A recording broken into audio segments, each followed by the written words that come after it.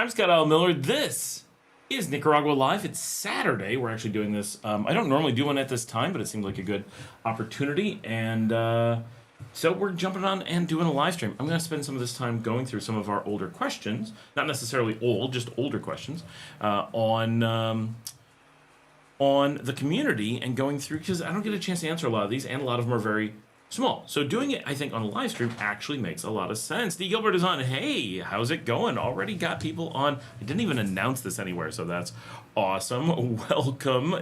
I imagine people must have alerts set up so that it pops up right away. So for anyone who is jumping on, hello. Good to have you here. And of course, if people have questions, feel free to ask, or comments or discussion or whatever. Get that going. I'm going to actually grab this lens and see if I can. This is a really bad idea. I should not pull down on a camera using the lens, but that did do the job. So never do that at home. Never. No. So while we're waiting, or this is actually the thing that's going on, Alan says, what is this? I'm going to jump in and try to knock some of these out. Why can't I buy a car in Nicaragua? This was a week ago. Jerry Patterson 90 says, what about a motorcycle or moped? So if you're looking at buying a car in Nicaragua, just in general, be aware that mopeds and motorcycles are the same thing. Right, so they're all classified as cars.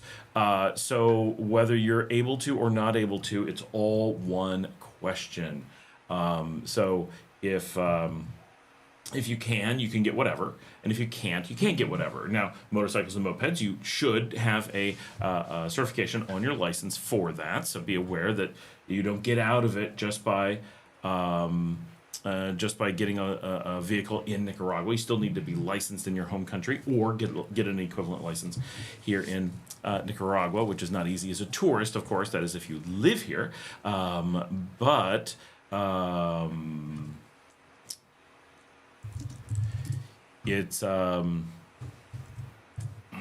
It is possible as a tourist to buy a vehicle here. So first of all, buying vehicles, easy. You can just buy it. It's registering and putting it in your name, that's what's difficult, right? So it's a clarification. Everybody says buying, and for good reason. No one's trying to trick you. It's just that's what people say. And they actually mean to register it and use it, right? If your goal was to actually just purchase a car and sit it in your yard, you're totally able to do that as a tourist. Weird, but yep, go ahead. Registering a car actually can be done, but it's not something most people manage to do, and it doesn't make a lot of sense as a tourist most of the time, but it can happen and it can work. And then the same thing is going to apply to a moped or to a motorcycle. So just be aware that all of those are the same set of rules. And so that was a follow-up to my video, Why Can't I Buy a Car in Nicaragua? Following up to working as a pilot in Nicaragua, Dirty Bird 506 says, I would think that he could go, this is for Tim, that he could go on a job search on the internet like a teaching job and look up under the skills that he is interested in. If not Nicaragua, then maybe there would be a similar location that he would be interested in until that location that he really wants has an opening. So very importantly, yes, if you're general skills, but his skill is he's a pilot. He's a non-commercial pilot currently, and he is a flight attendant currently. So these are the things that he's trained to do, and obviously he's going to get paid way better to do those things than something he doesn't have experience in, right? Unless he's just magically something really good. He's also a doctor, but he didn't talk about it, right? Unlikely. A couple things here. One, yes, in theory, go online and find something you're interested in, go do that thing. If your skill is a pilot, right, and you could make, I don't know, $300,000-$400,000 a year doing the thing you want to do, going online and trying to find any minorly skilled, we're going to assume minorly skilled, right? Like if you're able to be a pilot, chances are you've got a bit of general know-how of things. You're probably capable of doing a lot of things, but you probably don't have another training. You probably don't trained as an engineer or trained as an architect or whatever. So you're probably quite a bit more useful than someone who is unskilled, but you are not probably able to qualify for high-skilled work, right? Engineer, architect, or whatever. So you may be looking at kind of mid-range office work. Is that out there? It exists. Is it easy to get? Absolutely not, right? He's an American. Anyone hiring him has to pay him, presumably in America, or most likely, and they're going to have to pay him American wages. They may be able to get him at a discount because he's working from home, but he's going to have to earn American wages. That makes him impossibly expensive for most jobs that are working online. And everyone in the world is competing for those that remain, right? So you're looking for the best possible job in the hardest possible circumstances. Can it be done? Well, you can certainly look. Can it be found? Somebody finds them, but it's a tough nut to crack. This is not a trivial thing. This is not as easy as finding a way to be a pilot somewhere in the region. So it's important to, one, have this understanding of what internet jobs are looking like these days. The entire search process, even for in-person jobs or in America jobs, very hard, right? Extremely hard. Everyone's talking about how hard this is at this point. So that's one piece to be aware of. The second is, does he have skills that translate well into this? Probably, but not the great ones, right? The great ones are going to be those things like architect, where you're just like, hey, I'm an in-demand architect. I'm not willing to show up in your office. Do you want buildings or not? Right? And then you have some leverage. The thing that everyone jumps to is teaching. Nothing pays less and is harder to get, because literally everybody jumps to this. I don't know what it is about teaching that makes it the everybody's willing to hire based on no specific skills, combined with absolutely everyone's looking to do it. Brent hopped on. Hello and goodbye. Off to work. Mike is on Saturday live stream. It is. It's a Saturday live stream. And so there's very little harder to do, harder to get than teaching. And if you do get it, nothing's going to pay less. This is the thing that we constantly hear people earning at or below Nicaragua rates. Because of there's so much supply and so little demand. Obviously, there's demand, but the supply is so high, right? Easily 10 teachers for every possible position. And some of those people are trained teachers. Some huge bank of them is trained teachers. So going into this as I'm not a teacher, but I'm smart enough to teach some things, while that may be true and you might be a good educator, some really great educators aren't trained in education. Why would someone hire you and take that chance? And why would they pay you more than super minimal, right? So probably they're not going to. So nothing's going to be harder than teaching. And then Dirty Bird also said, if not in Nicaragua, though this should, right from the whole point of this video and tons of others, Nicaragua's not an option, online or not online, not an option. He has to work somewhere where he's allowed to work. Nicaragua's not it, right? So he has to work somewhere else, and he can't wait for something to open up in Nicaragua. That will never happen. Maybe as a pilot, right? Watch the episode, Can I Be a Pilot in Nicaragua? That's one question with a possibly good answer. But in any normal circumstance, right? Can I work in Nicaragua? No, he cannot. So and especially as a teacher, absolutely not, right? Teachers often earn under $200 a month. It's one of the few jobs that slides in under the main line of minimum wage, and have really tough hours and absolutely zero allowance for outsiders, because they need to fill these ranks with locals who desperately need jobs. So it's not something that they're going to give up. Every time I'm stopping and saying something, I'm actually posting the link to this video on these different replies, so people know that they can come and find that there's a reply to this. Overall, that's just not really possible. So the overall idea, maybe he could find something online, sure, but saying that it's basically like, oh, you can't get a job in your career, maybe you can just find a job. I think we all know that that's the alternative to not finding the job that you want, that the alternative is to just finding a job.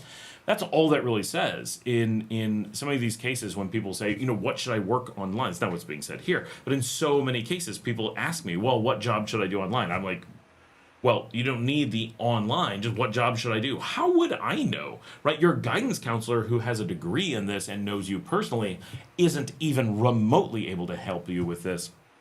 How would I? I don't even know what you can do. I don't know what language you speak. I don't know what skills you have. I don't know what you're interested in. I don't know what you've tried. I don't know how old you are. I got nothing, right? I don't know what degrees you have. Nothing, right? So these aren't things we can answer. and these kinds of statements are way too general, right? Maybe they can find a job. Yes, obviously that is the alternative to finding a specific job, is finding an alternative job. Jade Chica says, Nicaragua has great MDs. I got very sick when I visited in 2012. My brother went to get a doctor next door who happened to be a pediatrician. As a 48-year-old, he took care of me, and the next day I woke up feeling well. Some of these I'm just responding, letting him know that I've seen it, because I get behind, actually. So I'm kind of excited about, hey, Tenbai, I'm kind of excited about doing this kind of live stream for going through these things, because I actually end up way behind on responding to people, which makes me feel bad. And it causes a backlog where I'm not answering things I should ask, and I lose things that I should respond to. And YouTube is so bad about organizing this stuff, and it gives me something to do on a live stream, and it gives me, like, it's a good combination of things. So I'm really interested in seeing how well this works, because a lot of questions or responses need something, but are a minute, right? They're not a video. And so I'm thinking this might work pretty well. So how's everybody doing, by the way? It is a Saturday afternoon. I have already, what have I done today? We helped Marcella get out of her house. Her door lock broke. We had to take her door lock off with a hammer. So that was a fun way to start the day. David Gonzalez-Zafai? Gonzalez-Zafai.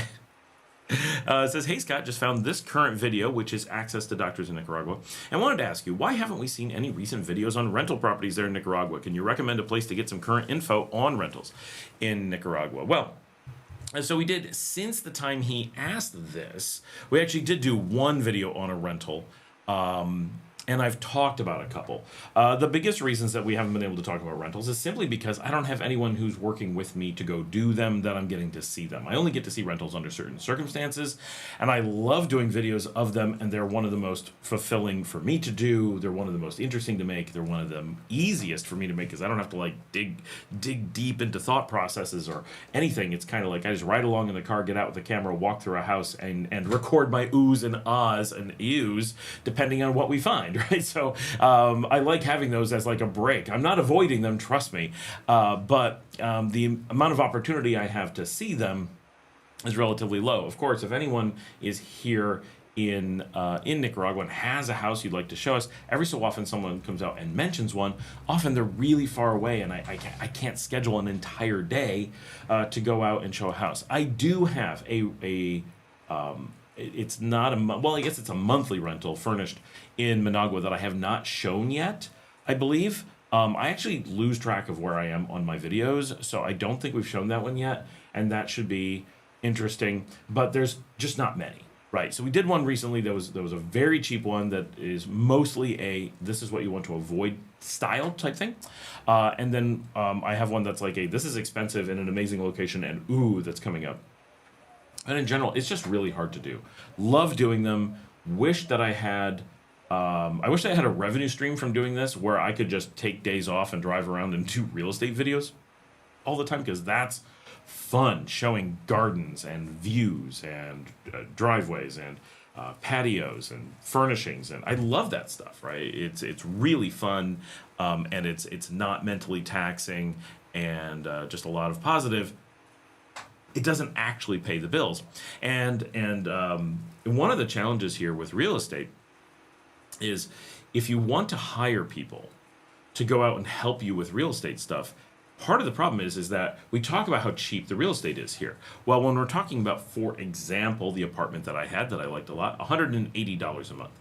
Great, but I can't get a real estate agent, of course, we know, and we don't recommend that, or anybody who works in real estate to go out and assist me with that without having to pay them an amount of money that is significantly impactful to the cost of the apartment, right? For example, if you wanted to hire, my team, when we've done this, we're generally like $100 a day to go out and assist with finding real estate. And we don't really do this very often. Like, we go years with only doing it once or twice. It's not a thing we advertise. It's not a thing we try to do. It's not a revenue stream. But if we can fit it into our schedules and someone wants to do it and they want to pay for that, at about $100 a day, we're able to go out and just make it worthwhile, right? It's enough that it covers the cost of the day, as long as everything else is being covered, right? As long as we're being fed and whatever. And really, it doesn't actually cover the cost of the day. That's only if I'm sending out Nicaraguans to do it, right? So it's a difficult thing, because presumably if you wanted to do this, you're going to actually want like several days of someone helping you, and and more than one person, and to go out and spend really long days and travel around and have cars and stuff. And by the time you hire a car, have a person full time, you're generally looking at the people who have done this and been happy with it in excess of $1,000. So it's much closer to $300 per day is where you actually end up spending in a realistic rate. Once you're paying for the food, paying for the travel, paying for the multiple people, and so forth, it's pretty close to $300 a day, which is not crazy. But when you're talking about, okay, I want to find a really nice $180 apartment, that's 2 months of that that rent that is going to be eaten up by the hopeful process of having someone help look. And then you still need to have a lawyer that's going to do some stuff. They're not going to cost a ton, but it would be another few $100s, right? And so if you're going to lease for 10 years, of course, totally worth it. But if you're going to do it for 1 year or 2 years, you really notice that cost in the overall scheme of things. So you have a tendency for people to be like, oh, I'm going to do this on my own and whatever, for logical reasons. And so it's not like there's any possibility of finding a group of people who are like, Scott, take me around and we're going to pay for you every day to get different things, right? It just isn't financially viable for the people looking. If people did get together and want me to do that, I would make videos basically 7 days a week of real estate and absolutely love it. And it'd be so much fun. And we would do that all the time. So there's an actual logistics and financial challenge to realistically being able to film homes, because there's just a cost to going to them and matching up someone who wants to show it, because tons of the people that show homes refuse to have them shown on video. They think somehow, much like you've heard those stories, there's these cultures where people think if you take their photograph, it's going to steal their soul. People actually feel that way about their houses. They think that if we put it on video, somehow they're not going to be able to sell their house, even though the opposite is true. They actively avoid getting the word out about their homes and end up unable to rent them and lost as to why it's not working. But anyone on the other side is like, well, because no one can see it. You don't let people take tours. You're not available. You don't answer the phone. You don't advertise it anywhere. You don't have a website. You can't for a lot of financial reasons. Totally understand. You have something on Facebook Marketplace, but every bit of the details is wrong, including the cost, the number of rooms, the photos, and the city. So nobody knows what the heck you're talking about, and no one who's searching for it can possibly find it. And even people looking at it just give up because it doesn't exist because the details are wrong. It's a wild thing. Like, okay. So it's just very hard. David Quickly 63. This is actually 2 weeks ago. Shows how rapidly I fall behind on comments, but I do think this process helps. Does Nicaragua have regenerative health options? So I'm not an expert in a lot of these kinds of things, but my understanding of regenerative health options is just non-American health. So does Nicaragua have real health care that isn't designed to keep you stuck in the hospital system and sick forever like the US? Yes. So as far as I know, everyone has regenerative health outside of the US, Canada, UK triangle of doom healthcare system. Maybe I don't understand. Like, I looked it up for this, just not right at this moment. And it really, the description was just healthcare. Just in the U.S., you have to have a term for it because the U.S. actually, in many circumstances, doesn't deliver what would qualify as healthcare other places. So I believe the answer is a solid yes, as does everyone else in the region, unless I'm missing something. So that was a quick one to answer. Kevin Beard is on. Hey, Scott, you're live? I am. I do a lot more lives now. It just works out. Also 2 weeks ago, R.N. Brilnezi says, hey, Scott, can you help me? I'm in the process of purchasing a plot of land. I made payment through a mutual friend with a lawyer. I have not read this one before. I have no idea what we're getting into. But found out later that there was some legal documents that was needed after hiring another lawyer. Now I'm being, I think, told to do more payments to the state by this lawyer, probably to the Departamento. I think the landowner is teaming up with the lawyer to try to rip me off. Can you please tell me what the complete process is for acquiring land? Okay, that's a difficult one. And I don't, so every purchase has a different process, right? If you're doing a deed, if you're doing a lease. If you're doing that's the indigenous. If you're doing a real, so the real process, right, is your real lawyer, right? Make sure you have a lawyer you trust. Do not be experimenting with a lawyer during this process. Make sure you have already established that you have a lawyer that knows what they're doing, and make sure that they're a real lawyer, right? There's a website from the government, so go verify that with any lawyer that you're going to work with. And then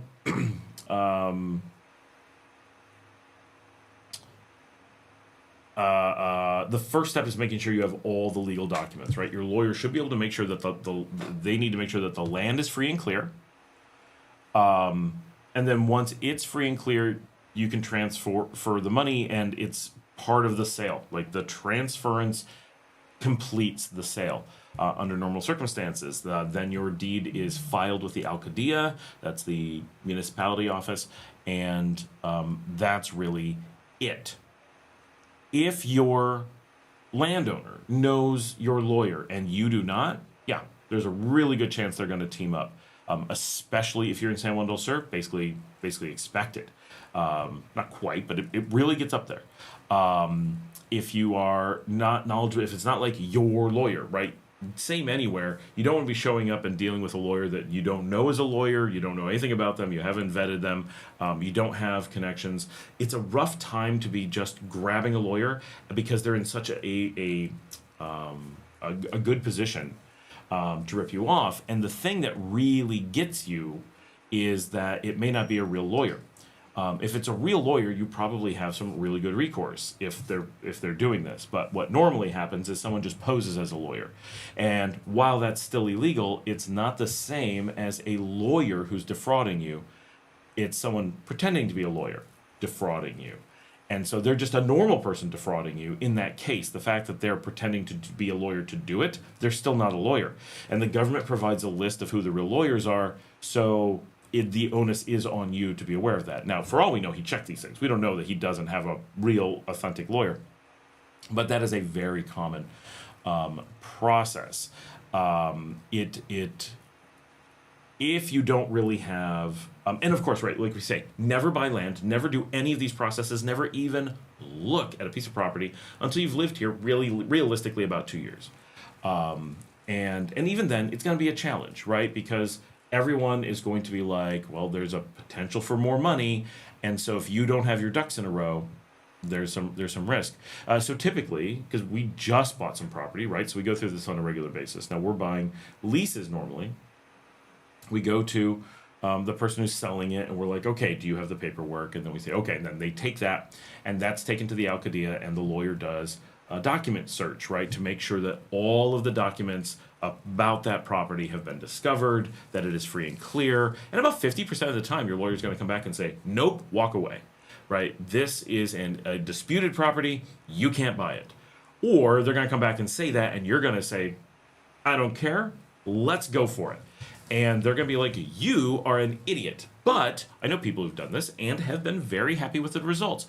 But they're looking at a 1 to 10 year clearing process. And I know some people who went for an amazingly large property that was more than a 20-year clearing process, right? Where they had to track down every person who's in dispute and probably pay them off, get them to sign off on something, buy it from them, or what have you. It can be a complicated situation. So generally you're going to walk away. But if you're living here full time, it's not a property that you're going to live on. You're just, you're like, you know what? I really like this spot. And I think it's going to be really good someday, and maybe I'll do something with it. And I have some money, so I'm going to tie up some resources and go for the next indefinite period of time trying to clean this up, and maybe it'll work out for me and be a really nice property that no one else was able to get because they just weren't willing to go through this process. Great. Absolutely. As long as your eyes wide open, know what you're getting into, go for it. That can actually do a lot to really help the community, right? Because there are these properties that are basically useless because of their disputes, and it just takes someone who really cares to go clean them up. Which does not mean seizing things, right? Someone's going to be like, does that mean seizing property? No, it just means tracking down all the disputing party, getting them to the table, and getting them to release their disputes. often by buying out their dispute, right? Or being like, you've got nothing, your dispute is worthless, I'll see you in court, right? And then they're going to be like, I don't want to pay a lawyer. Okay, right? Because the last thing they want to do is pay a lawyer, go to court, and lose, and then have lost money on something that they were hoping to get a few bucks. Give them a little bit, and maybe they'll just walk away.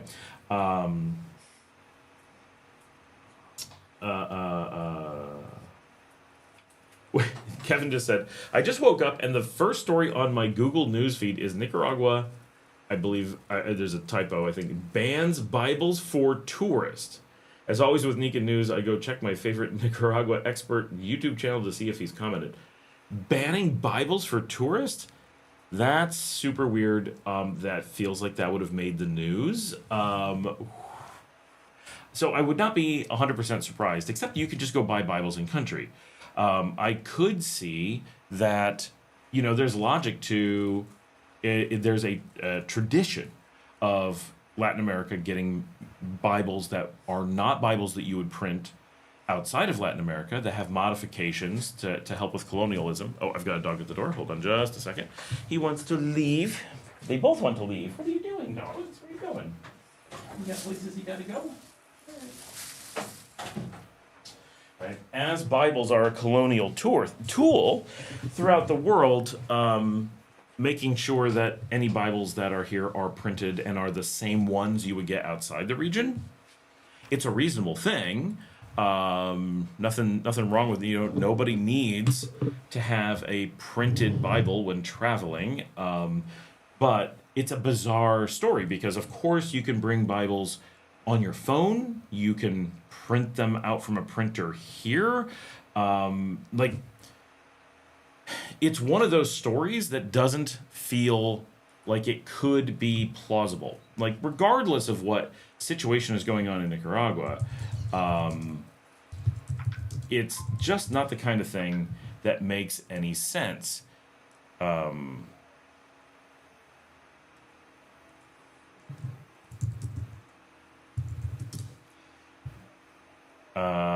The Independent Catholic News said this, so it's not real news, right? Independent Catholic News is a propaganda source, so that is super weird. Now the AP has something, but when is this from? The AP.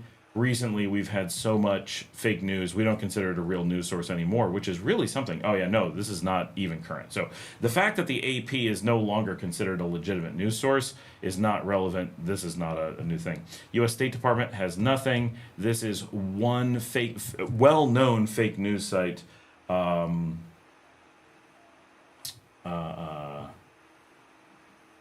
That has long been, it has never been an actual news site. So you're all set, right? Not a thing.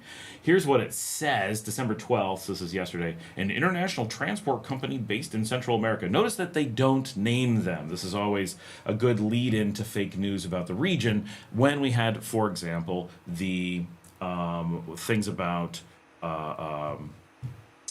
rabies shots, right? People were like, oh, in Leon, someone got bit by a cat. They don't have rabies shots in Leon. They don't have rabies shots in Nicaragua. They don't have rabies shots anywhere in the region. They had to fly to America on a different continent to be able to get a rabies shot, and it cost tens of thousands of dollars, and it's this tragic thing. And we're like, okay, first of all, my daughter has gotten her rabies shots. We didn't even have to go into Leon. We were able to do it in the barrio. Second, it was free. Third, we had it in under 15 minutes. 4, there is no rabies in Western Nicaragua, which includes Leon, since 1996. You do not have to go get a rabies shot, even if a bat and a raccoon have a fight with you and bite you from head to toe. Should you? Of course you should. But do you need to spend $100,000 flying back to the United States to get one in an emergency? No, right? Stop getting into fights with wild animals and suck it up, because since 1996, not a single case, not a case of humans getting it, not a single animal ever found that has it. That's an extremely long time for a very large region, of which Leon is in the center, to not have rabies. I'm not saying don't take real precautions, but this was a house cat in a hotel claimed, but did they list the hotel? No, they wouldn't mention the hotel so that nothing about the story could be actually checked up on because there's no one to call, right? There's no journalism to say, oh, is this actually what happened? That's what we're seeing here. Is a transport company right in the first line, right? The Central America media outlet Central America 360 reports that notices placed at Tica bus terminals in Costa Rica, from which the company's trips to the Nicaraguan capital of Managua depart, include the newly prohibited items alongside sharp objects and perishable food. Drones have also been added to the list. Drones have been forbidden since as long as I've been here. Why would they be adding them to the list now? Something's very fishy there. Of course, you can't bring along sharp objects, and of course, you can't bring along food. Those have always been there. A representative from Tica Bus El Salvador confirmed the existence of the policy to CSW, saying Nicaragua does not permit the entry of Bibles, newspapers, magazines, books of any kind, drones, and cameras. Now, we know for a fact that cameras, so first of all, everybody brings in these things all the time, right? These things are not prohibited. And also, does the sign that they show a photo of does not have the things on it that they said there. It does say Bibles, but and magazines and newspapers, but that's a Costa Rican sign, right? Not a Nicaraguan one. If you were not allowed to have it, you would just come up to the Nicaraguan border and they say you can't bring that in, and you just leave it. Because what are they worth, right? A few dollars. Now, a collectible one, I understand, but like your newspaper, whatever. But these are not things that anyone has ever reported not being able to get, and we're able to bring them in all the time. Obviously, people bring in books every day. People bring in Bibles every day. Cameras are specifically illegal to not allow.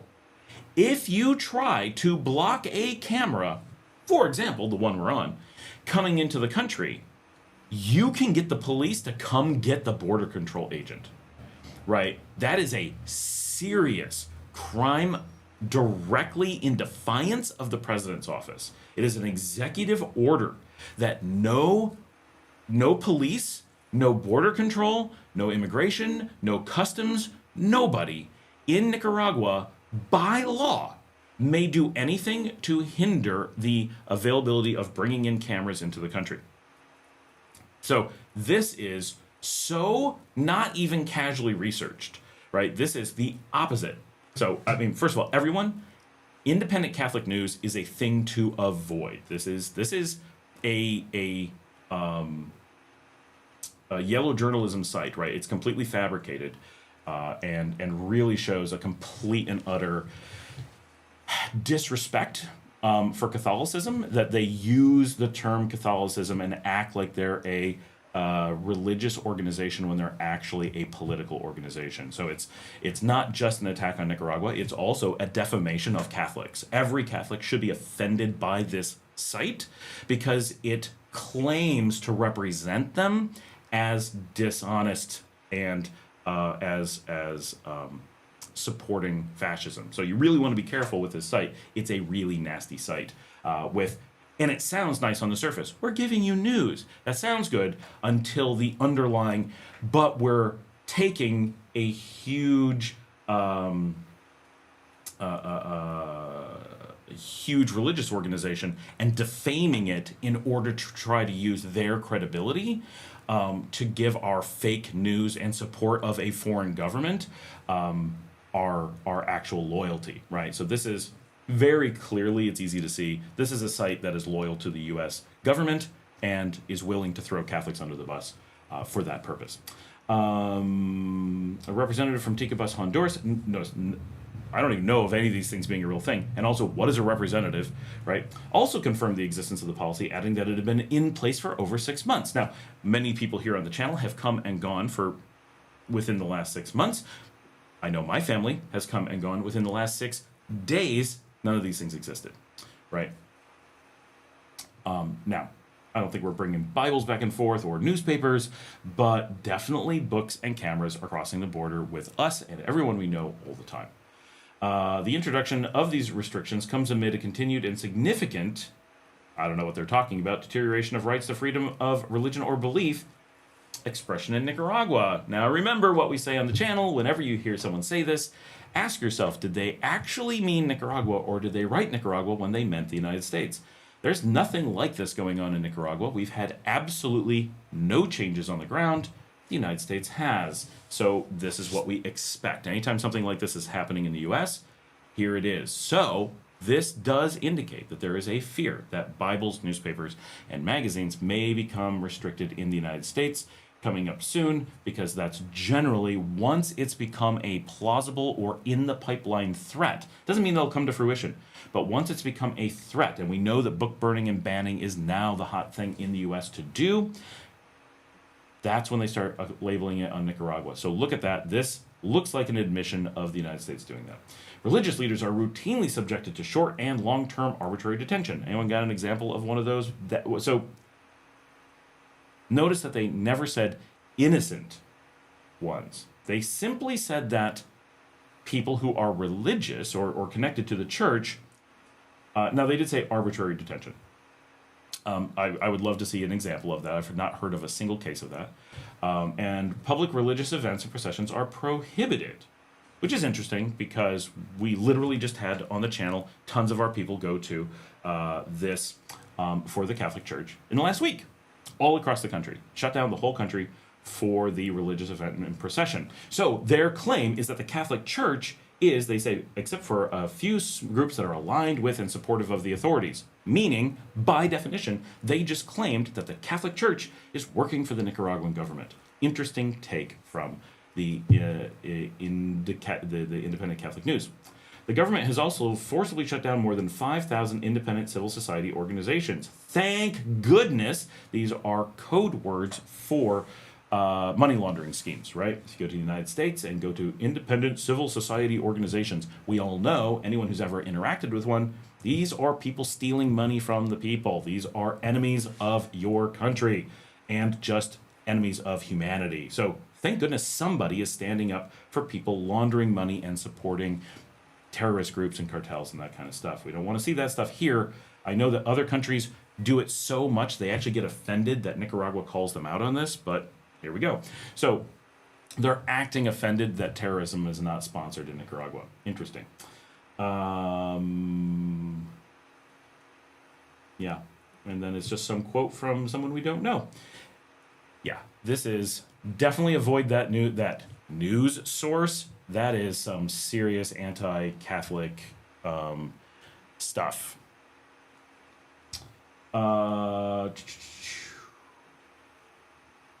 says, I guess it's posted in Costa Rican bus stations. It could be, but anyone could go post that stuff, right? You could walk into the Costa Rican bus station and slap it on there. It'd be interesting to know if anyone's been there and seen one, because if that's been there for 6 months and not one person and not one news outlet in the world has mentioned it, that's awfully fishy, because I did a search on Google and there was nothing. So if Bibles are restricted into Nicaragua,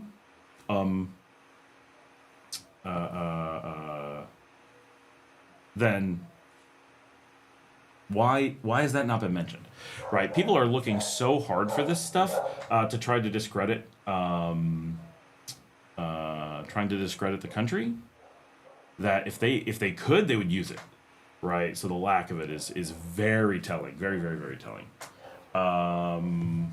Oh, Marcella hopped on. She said, "Hola a todos." She just asked me to head over to Via Via. She's like, "What are you doing?" I'm like, "I'm on the live stream. I just sent you a link for." I'm online. But it says, I'm pretty sure that they mean Oregon, not Nicaragua. Exactly. Yes. All right. Also, 2 weeks ago, Oscar Rellis 2563 says, is Scott a financial advisor? So, no, for anyone who wants to know, this is an important thing to know. In the United States, there's a term. So in the rest of the world, we don't have financial advisors. Financial advisor is an American term for a person who is paid to steal your money. Never speak to a financial advisor. But you're not supposed to give financial advice in the United States unless you're a paid financial advisor with a registration. This is a trick to make it difficult for the poor to seek financial advice. You're still allowed to give advice, but it has to be in a general sense. Financial advisors do it one-on-one. And so financial advisors make their money by getting your money out of your investments, right? They do not make money by giving you good advice. They don't make money by giving you horrible advice, but they want to give you advice somewhere in the middle. And so they try to come up with, this is just the market, right? They try to come up with complicated sounding things to get you to put in lots of money that have them making high margins, right? So they're going to be out there selling you ETFs, and they're going to be selling you mutual funds. They're going to be selling you their own mixes of investments. They're going to be selling you gold. These are the people who, all these things that we warn people about. That's where that advice is coming from, right? If you were a true financial advisor, right, you wouldn't be recommending that stuff. Those are, or not for most people, right? Gold is fine if you're a speculator and you want to make your money on speculation. Then great, gold is a perfectly good thing for that. But that's not what it's being. I've never met a person who was buying gold and was doing it based on speculation that they thought was on speculation, right? They thought it was a stock that actually produced things and made money. Like, they actually think that. They didn't articulate that, but when asked to describe gold, they seem to think that it actually makes money by sitting there being a lump of metal, which would make it an investment rather than a trade. But it's a trade, so you speculate on it. So, so thank goodness, no, I am not a financial advisor. I am not paid or certified to steal from the poor. It is a disgusting career that makes me very upset, having worked in prop trading, right? That's where the big banks use their own money to invest, right? They're not taking anything from the public, right? We're the real investors. And so those groups are considered offensive. Like, they're actually offensive to the rest of us because they act as though they're giving real financial advice when in reality they're the opposite, right? And the entire mechanism is designed for this horrendous purpose. And it's a terrible system and terrible results. And that's why we say you never, ever go to a financial advisor because they just have no incentive and in some case no option to give you good advice. He says, as regularly suggesting his audience to invest in stock markets and how well that would do in comparison to property. Right, so in that case, I'm not doing financial advising. What I'm doing is logic advising. I'm saying, use your brain, look at how these things work, what they can do, and history. Right. And he says, what QE are we up to since the global financial crisis? Well, the global financial crisis has driven stocks up, right? So if you were doing what I said, you'd be in really good shape. So anyone who followed my advice has done really well. Now, we are looking at a massive bubble pop and a really long-term correction. So would I continue right at this moment, given the insane level of bubble that we're in, continue to ride that? Well, it depends, right? If you're looking at a really long strategy and you don't have something else to do, yeah, I probably would continue to ride that because what's the alternative, right? All things that could evaporate. So stocks remain probably the strongest thing as they have throughout all recorded history. Going against all recorded history is a pretty big gamble, and any financial advisor who tells you to do so, you should really think carefully about what it means to be a financial advisor. But if you're in a position where you can do something alternative, like we are, we're moving all of our money out of American stocks and putting it into actual things in Nicaragua, like physical things we can work with. Is that something I would recommend for most people? No, most people do not have the wherewithal to work with a foreign country. Most people do not have the wherewithal to manage their own businesses. Most people do not have the wherewithal to do that research, do that pulling it there, and be on top, stay with it. You're right, there's a lot of pieces there that a lot of people can't do, not because they mentally can't do it, because they don't have the time or the resources or the desire to live in those correct places to make it work and so forth. So it's not a general purpose thing, but if you're in that position where you have access to those alternatives, this may be a time to consider it, right? Just like if we were in 1929, you saw the potential of the crash. That one was just, they didn't have that many crashes and that much research on them. Not everyone saw it coming, but an awful lot did, just as we did with the internet crash and the real estate crash and so forth. But the handy thing is that now we have so many years, so many centuries of research to know that businesses that generate money do better than things that don't generate money. And real estate eventually always returns to a percentage of income. Always has. Always will. Right? The commodities have a baseline, and they can be inflated, they can be underinflated. You can trade on the arbitrage, but the value underlying the consistent value doesn't change, right? Or with only the tiniest, right? If someone discovers a whole bunch of gold, yes, gold will go down slightly. If a ton of gold is suddenly lost to the sea again, yes, it will go up slightly. The baseline will change, but that baseline for the most part barely moves. Now gold is moving. Its underlying baseline, not its current trading value. That's just speculation, right? That's just people panicking. But the underlying baseline is collapsing because there was a significant percentage of the world's gold had been lost hundreds of years ago and was refound. So that actually increased the world supply of gold noticeably. And there is a large alchemy company that actually does have a process for using nuclear tooling, able to create gold from other materials. So they're looking at moving into the manufacturing of gold, especially now that it's inflated so much. There's a really big incentive to just start manufacturing gold or to harvest it from asteroids and such. So we have the potential for such an expansion of gold that the underlying baseline is moving down. Also 2 weeks ago, Snoopy. So tell me how this has changed. What's it looking like in 2025, 2026? Thanks. And is this specific to Leon? This is the minimal one-person budget living in Nicaragua. Stick our thing on there and reply. So overall, I'm not sure when that video is actually from. I believe it's only a 2024 video, but it could be 2023. Basically, over the last 1 to 3 years, what we've seen here as part of the ongoing cost of living trends in Nicaragua is that things are holding relatively steady. Any individual item is moving, but what we're seeing is that real estate and rents are going down, and food is going up, and transport, public transport's going down, and private transport's going up. Taxis is going up. And overall salaries are holding relatively stable. Now, when we say all this, that is in regards to inflation, right? So if it costs a certain amount in US dollars, say, or in underlying cost a couple of years ago, and it's the same today, that actually makes it cheaper. So for example, 2 years ago, I rented an apartment that I like a lot, we talk about it often, for $180, and that gave us a baseline. That $180 is not as valuable today as it was 2 to 3 years ago. I had it for 2 years, now it's been someone else's for a while, and there was a little bit of time where it was nobody. So we're pushing 3 years on this apartment. The inflation of the US dollar, because that's US dollars that it's priced in, has gone down. Not a ton, but a little bit.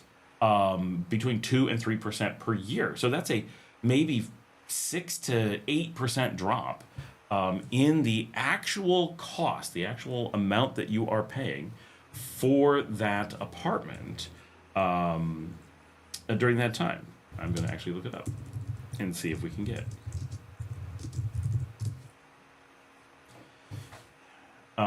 Yes, if the inflation rate for the US dollar, 3.45% between 2022 and 2025, it stayed stable. It did stay stable. If we were applying it for that apartment to be the same cost today as it was when I first got it, it would be $199.26. $200 on the nose today, but it's still $180. That is a noticeable drop in rental. Now, that's one example, but the house that Marcella has went through the same drop almost exactly. Many of the places we've looked at gone through similar drops. The prices we would pay for rentals in 2022 is the same that we would pay today. And in many cases, I suspect the same as 2021. So we're seeing a very noticeable drop in overall rental costs as opposed to in relation to your income.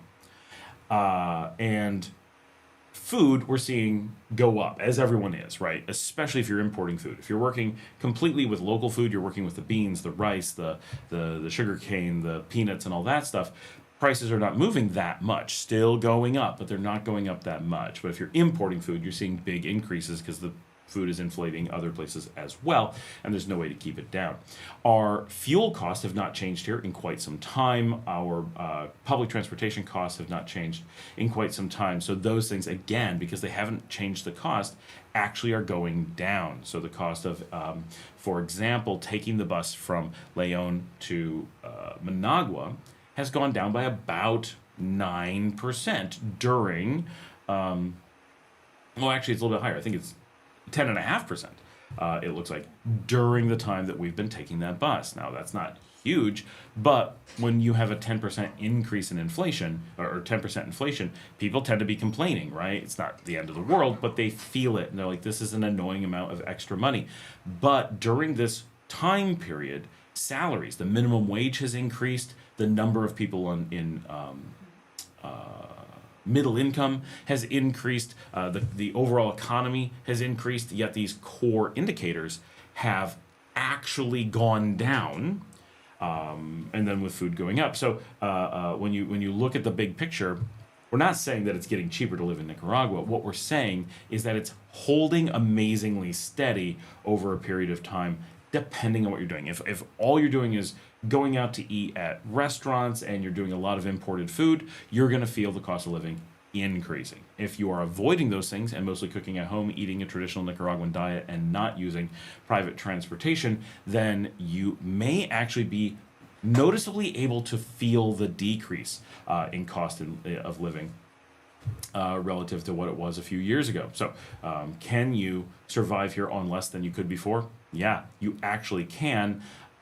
Maybe not less in raw dollars, but if you were earning, say, $1,000 per month from the U.S. in 2022, and your salary stayed flat, you'd be making roughly $1,200 today. No, that's not right. You'd be roughly making $1,100 today. Not a ton more, but a noticeable amount of extra money to then put into the same cost of things. So overall, we say it's been staying pretty flat, but it really depends on what it is that you personally are doing, how you live, and what you want to do.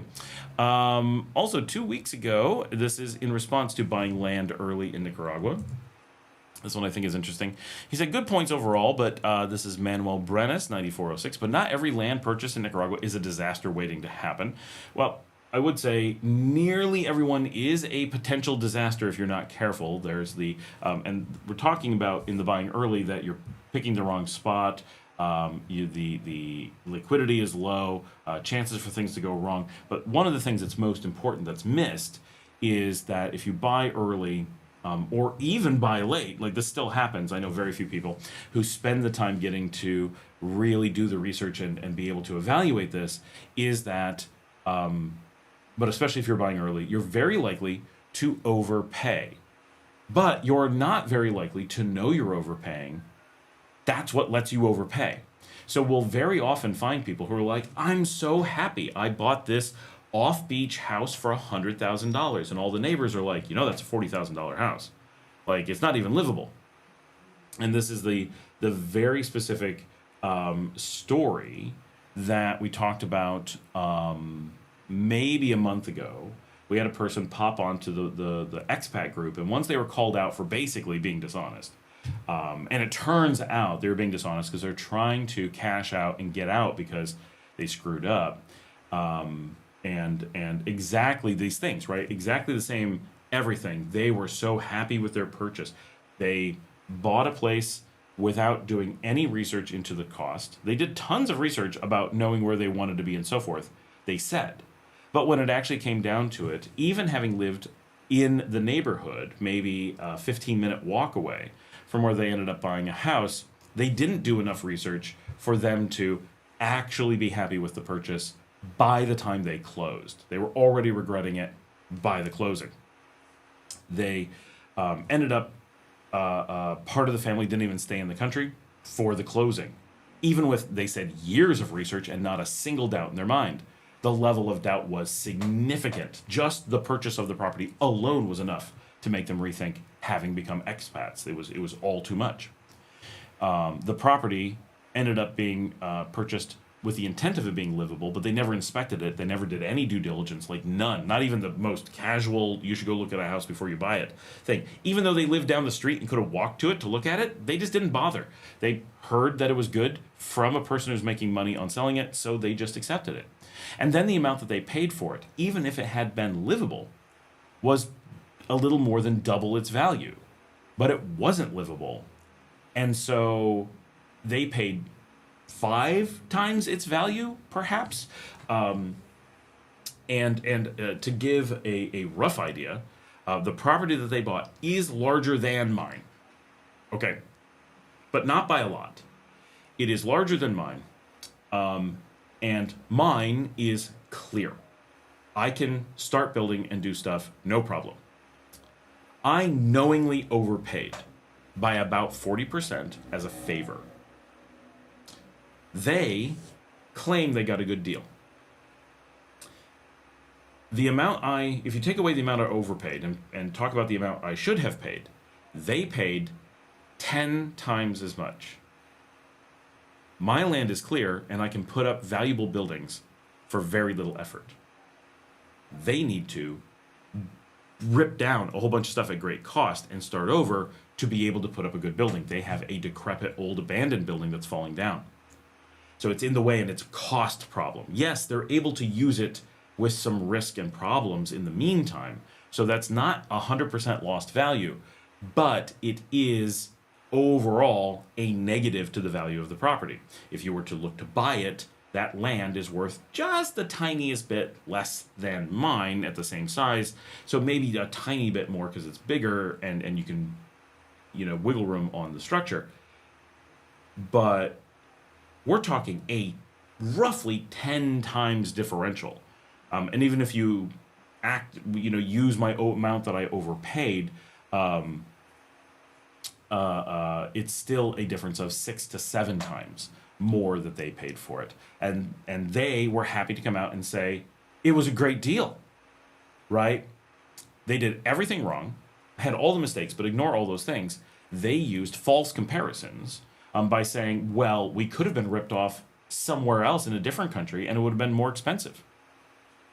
They didn't mention that they would also have gotten a more expensive property for it, and so the ripoff may have not have been as significant. That's still like the layers of dishonesty that they're using to try to hide shame or a bad decision, or as it turns out, try to falsely inflate the value of the property so they can try to unload it on the next sucker that comes along. Because this is often the pattern that happens, right? Someone gets taken advantage of, they pay too much, and so they try to convince the next person, and they use the only thing they can, the value of their own property, that they said, well, it's worth this much, I paid that much for it, right? And try to sucker the next person. So the danger is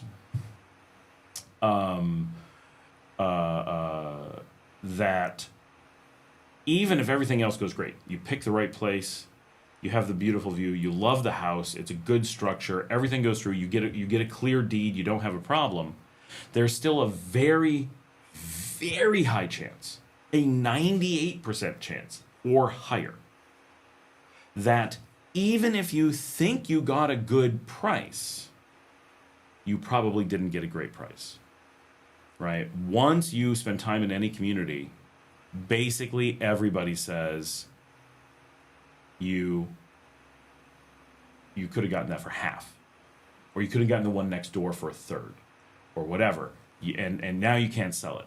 Right? And so you lost that value. And then people will say, well, I don't care about the value of my property. They'll come up with these fake evaluations to try to say that whatever they did was good. And this is how humans work, right? We don't want to admit we made mistakes.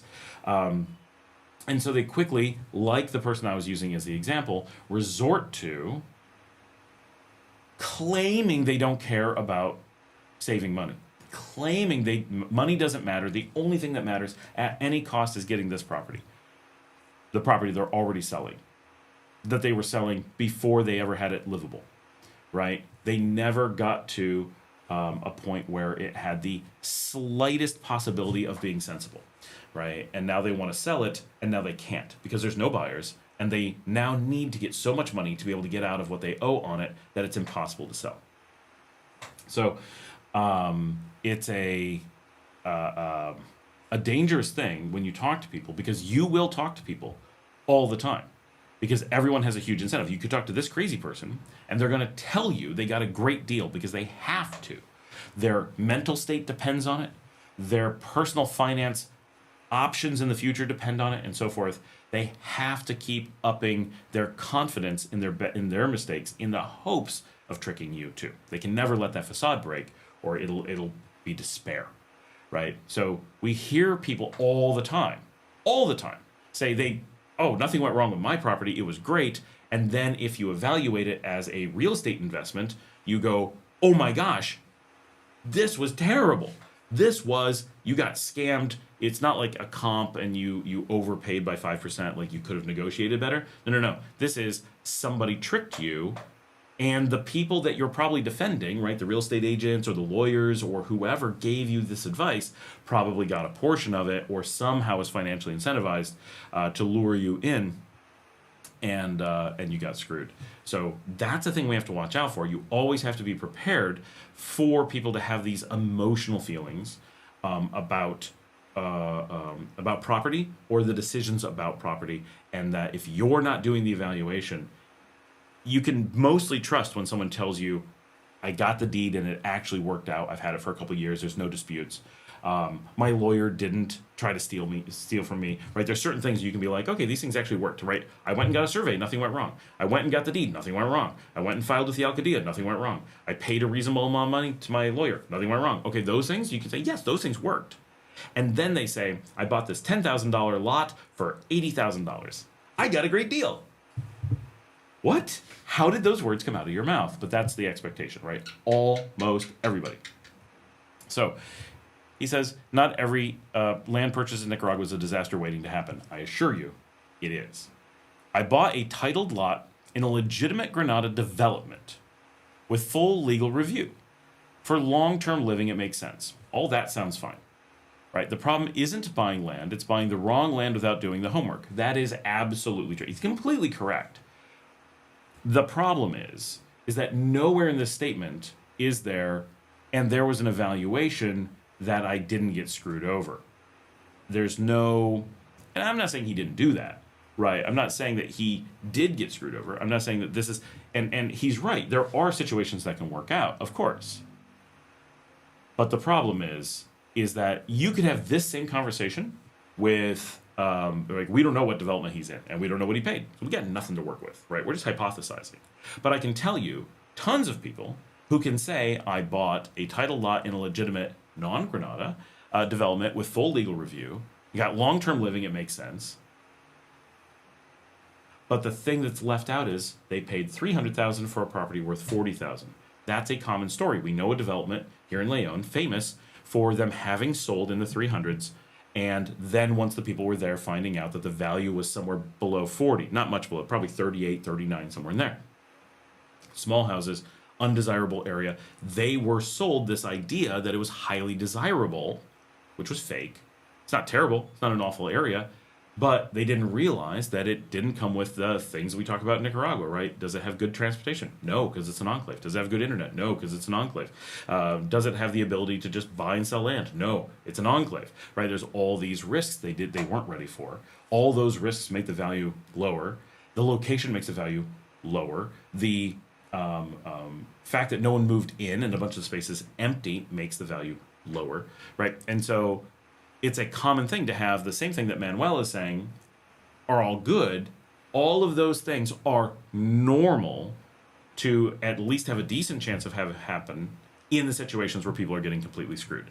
So again, we don't know that happened to him, but you'll notice the lack of the key indicator, right? He doesn't volunteer that it's a good value. Now, it's a development, so one of the things about developments is they create their own value. Well, all your neighbors cost $50,000, so you're going to cost $50,000.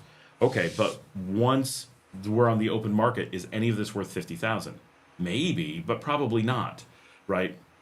There's a development down the street from me selling houses for $80,000. Or I could buy the giant empty lot next to it and put up 4 houses for $80,000, right? The same houses, or roughly 3 houses maybe, on a bigger lot with lots of open space. Are those worth $80,000? Clearly not. Has someone fallen for it? We don't know. There's one partially built thing that's been being worked on for 2 years. Nothing can be moved into, but they are seemingly working on it again. It was abandoned for a year. But my guess is it's the developer in a panic trying to put up a place to make the entire development not look like it was abandoned. I don't think anyone actually spent $80,000 on the place. My guess is someone spent $10,000 for a lot, didn't end up with the rest of the money, abandoned the whole thing because they realized that they were the additional 70,000 was all going to be lost. That is my guess. So that's the thing that happens. So it's just important when you're looking at these things, ask these questions, right? Because generally, there's going to be something left out, right? And so, yes, in a situation like that, it is. I've bought plenty of deals, and I had no problem with my titles. I've had no problem with legal reviews. I've had no all these things worked out fine for me. The thing that I can't discreetly tell you is, did I get a good deal? I can tell you on my first property, I got screwed. Not by 100%, but maybe by 30. It was a good amount off that I overpaid. Had no idea. It was so cheap that I just didn't believe that I could get it much cheaper. I certainly could have. My second property, I think we did okay on. We knew the people well, and we knew the situation. We had all the leverage, and we pulled the levers. Did we still get screwed? Yes, but only in ways we think they got screwed and didn't know it either. I keep getting better. So the amount that I think I'm getting screwed on each land deal gets less and less. And that's part of the thing. But if you're only doing one deal, there's a really good chance you're going to be off by 100% as to what value in the community is. And for some people, they're like, I don't care. I just don't care about value. Which I find hard to actually believe, because if you really didn't care about value, you'd probably have some $80 million mansion somewhere, and not be getting a $100,000 place in a development, right? But maybe it's just exactly what you want at any cost, and that's what it's worth. But it's important to think about these things. And then this is a very dangerous one, right? This is a real quote. He says, and like Mark Twain says, buy land, they're not making it anymore. That is an incredibly dangerous thing used by hucksters, right? One, land is becoming more available, not less. People are giving up land all over the place, so that's why we see land values collapsing. It's true in most cities. So there's this theory that land just keeps becoming worth more and more. That is only true if population keeps growing. Global population is expected to start contracting, and like in North America, it is contracting. In Europe, it's contracting heavily. Japan is contracting heavily. Anyone who followed this advice in those regions is now realizing they essentially are making more. It's a very misleading thing. It's not a limited, right? It's not like you buy it and you have to pay taxes on it. Its value goes down. Right? The 50% of people who invest in property lose money. 50% on average, anywhere at any time. And so it's a very dangerous mindset to have. Nothing to do with Nicaragua, just general real estate speculation. Remember, real estate is just a factor of general income. Always has been, always will be. It can't not be. Then combined with population. So places with just no population, land tends to stay cheap. But the land you want near other people tends to go up in value. So it tends to kind of stay regardless. But the idea that you got to buy land in Nicaragua, that's exactly the thing. This is exactly what we're warning people about. Don't skip the key evaluations and think they don't matter here. You would never do that in the US or Canada. You would never just buy a property without having an evaluation of value and say, I got a good deal. Everything went great. If you're willing to overpay by 100%, basically anyone's willing to take your money and make sure everything goes smooth. Right? Like somebody's like, I don't want to pass up a free $100,000. Let's not screw this up. Right? Because even if they stole that property from you, they can only steal $100,000 of property because you're paying to or whatever. They're going to steal $50,000. The amount you're overpaying could be as much as stealing the entire property from you. They've effectively stolen a house from you if you overpay by those kinds of numbers. So they're not going to risk that when you're willing to lose by that much right from the get-go. And getting people to depend on this emotional response that real estate is a magic moneymaker. Right? I unfriended people that I'd worked with for years because they were running scams using these concepts. They kept saying, real estate can't lose money. Real estate can't have a bubble. Real estate can't go down. And they would put people's financial futures on the line because they knew they just wanted to sell a house at any cost. And while in this case, this isn't someone trying to sell a house. This is someone using a justification after the fact to try to justify whatever decision was made. It's a dangerous position to be in when you start saying, we don't evaluate, right? If we were to say the same thing, we'd say stocks make more money than real estate, right? And we don't just say just buy stocks for forever. No matter what, a stock is a good thing. No, it's got to be a good stock, and you got to get rid of it if it becomes a bad stock, right? Or if you think it can hold out and become a good stock again, okay. Same with property, right? Bad property loses money just like bad stocks. You don't. Otherwise, we would just all go out and buy the most worthless property that is worth nothing because people are sure it's going to go down in value, and it will. Most of the time, we'll just lose all of our money. That's an easy thing to do, right? There's a reason we don't all race out and do that, because we all know deep inside that it's not true. That this is a good piece of advice. It's not a good thing to have in your head. It is true that Mark Twain said it, but he's joking, right? He's saying that he's a comedian. And sometimes comedians can get important points across, but sometimes in trying to be funny, they will say something that is then used because they weren't thinking it through, right? Was Mark Twain a real estate advisor? No, I'm pretty sure he died destitute. Did he own a bunch of land and have it save him? No, he absolutely did not, right? Did he believe in this? No, he was being funny. And it is funny, right? It's a funny little thing to say. You know, you never have to go, there's not going to be more. It's a limited resource. But every time someone dies, more land becomes available. Every time someone decides they don't want to own a farm and just want to have a house, more land becomes available. Every time we figure out how to pump water into a desert, more land becomes available. Every time we reclaim parts of the Netherlands from the ocean, more land becomes available. So it's not necessarily the limited resource that we think it is. And not in a financial sense, it's not at all. Right? Physically, the surface of the earth is not expanding. That much is true. But taking that and trying to make a financial prediction out of it, as if building underground, building multi-story buildings, population shrinkage, and other things don't actually affect it, obviously, that's a very dangerous way to look at anything, right? And those same tactics are used in different ways to make people think Bitcoin has some special value that's magic, to make gold seem like it has a magic value, and so forth. Watch out for those things where it's true. Scarcity can produce value or raise price, but scarcity can also collapse value, and scarcity is not necessarily a useful thing, right? Bitcoin is scarce, and so we think it has value. But you know what? Scott coin is so scarce it doesn't even exist. Will you pay me $1 trillion for the one Scott coin? Of course you won't. That makes no sense, right? So scarcity alone clearly doesn't create value. We can prove that in a moment. So scarcity can be a factor in value, but that's it. I'm going to read some of the things that are coming up. Source is CSW. Alan says, lol. Kevin says, I got a question. How is the U.S. attacks on Venezuela being reported in Nicaragua?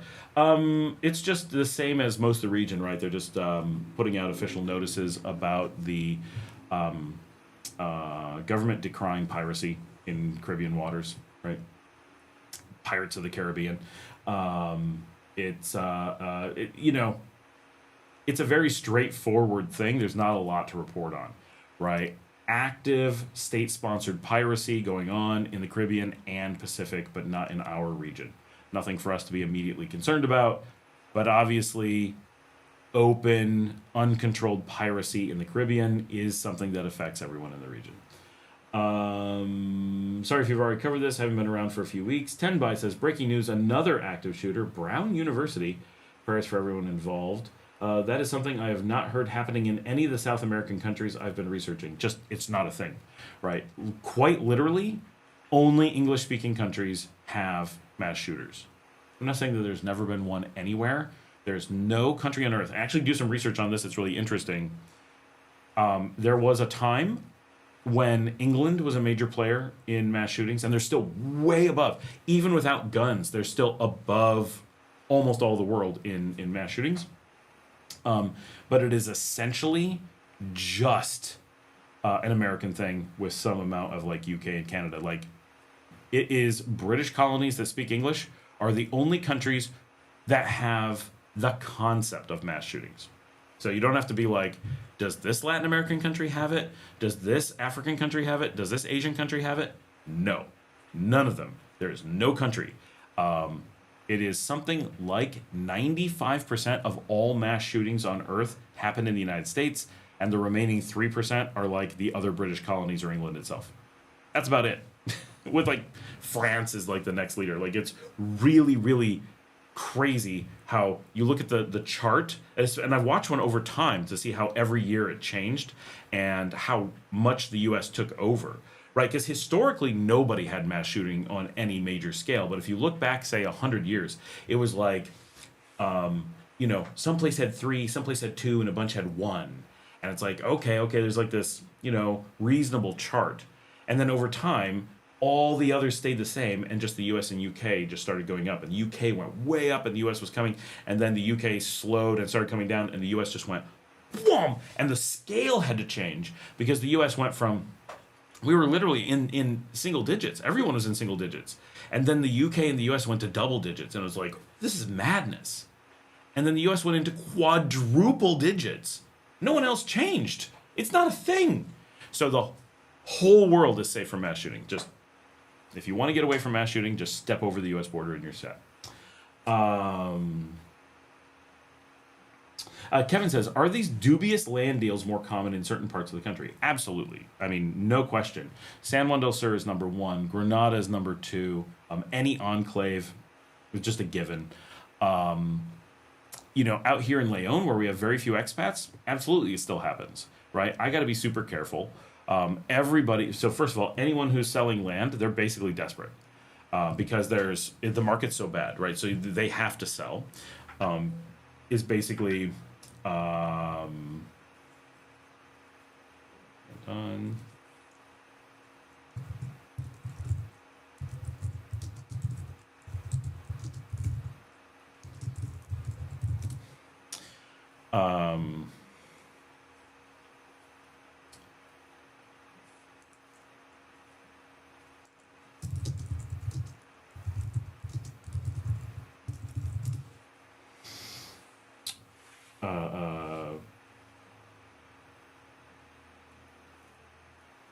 Because the market's so low, anyone who's selling is desperate to sell at a time when they just it's terrible. And so people are looking to get as much as they can, and there isn't a regular, like, I'm going to sell some, I'm going to get some, I'm going to move it around. That doesn't happen. There's no liquidity. So these are people who are giving up having land. Once in a while, someone is like, I got a deal, and I'm gonna buy something and have something that can happen. But it's very little, right? So because of the lack of liquidity, it's very hard not to have people trying to make as, they're just going to Hail Mary.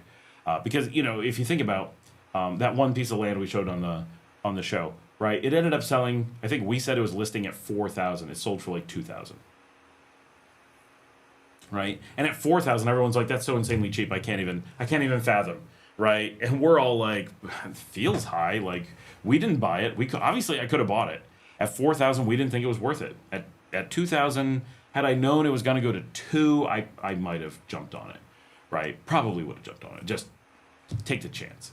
But is 2,000 a good deal? Maybe it's worth 1,000. Maybe it's not even worth that. It all depends.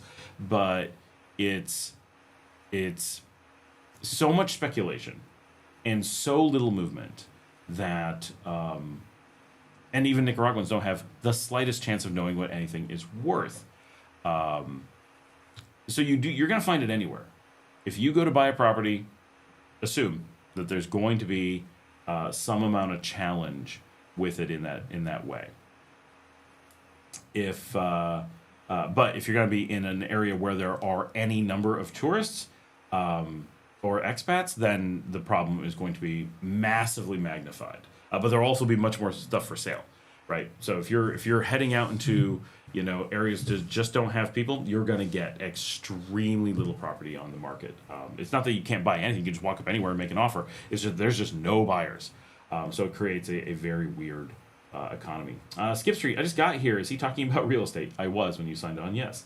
EP Life is here. Hey Sky, I just tuned in. Adam James says 10 by. Yes, no shootings ever happened in all of South America, which is, yep. Janet says, hey, I just got here. Woo.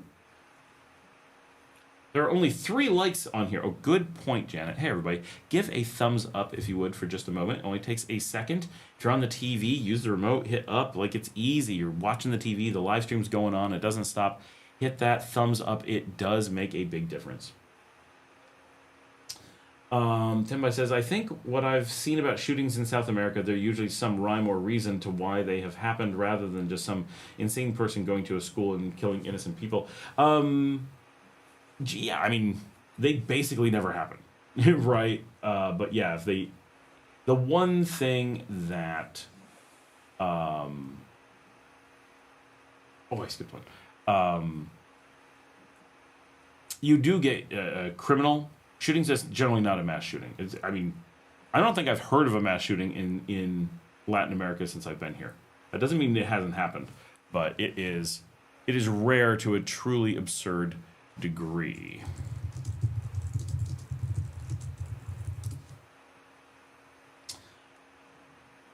Adam says, at Kevin, we just want their oil, but at least the Venezuelans are on board with it. Win-win. I don't know the Venezuelans are on board with it. That's something the U.S. Reports. That does not mean it's actually factual.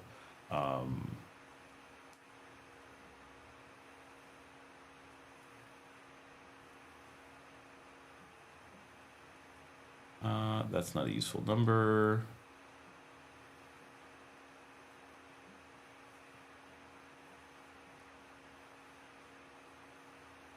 I'm trying to find a real chart of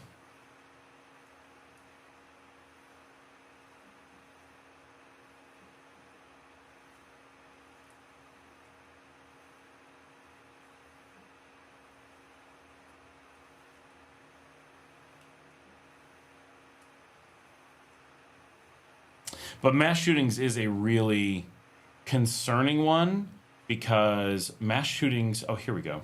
When is this from? This is the Rockefeller Institute for Government, 2024. So this is 2-year-old data. I'm going to put this up.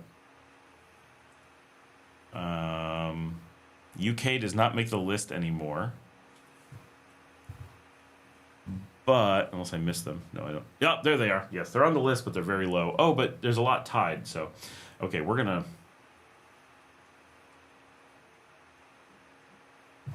see if we can bring it up. A second. Go.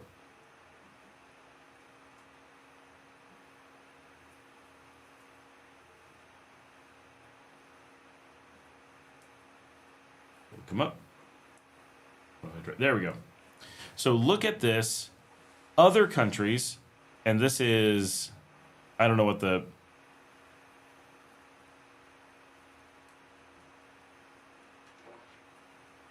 United States is 33% of the population of these 36 worst countries, but it accounts for 76% of the mass shootings and 70% of the fatalities. So look at the numbers here over whatever period of time it is.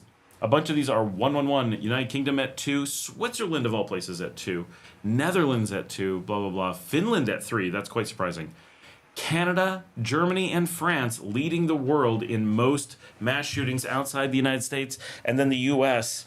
at, notice France is number 2 at 6, this is 2 years old, and the U.S. at 109, and these are numbers that are not even in the realm of reason for the U.S. anymore. The U.S. is so far higher than this now.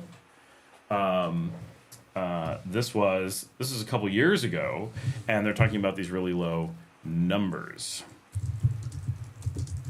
The rest of the world has stayed flat, where there's, a bunch of countries report 1, a few have 2. That's it. We're dropping off to 1 after just a couple countries.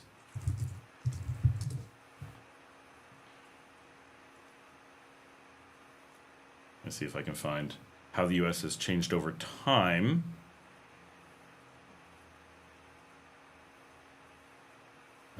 That's not useful. Those are not real numbers.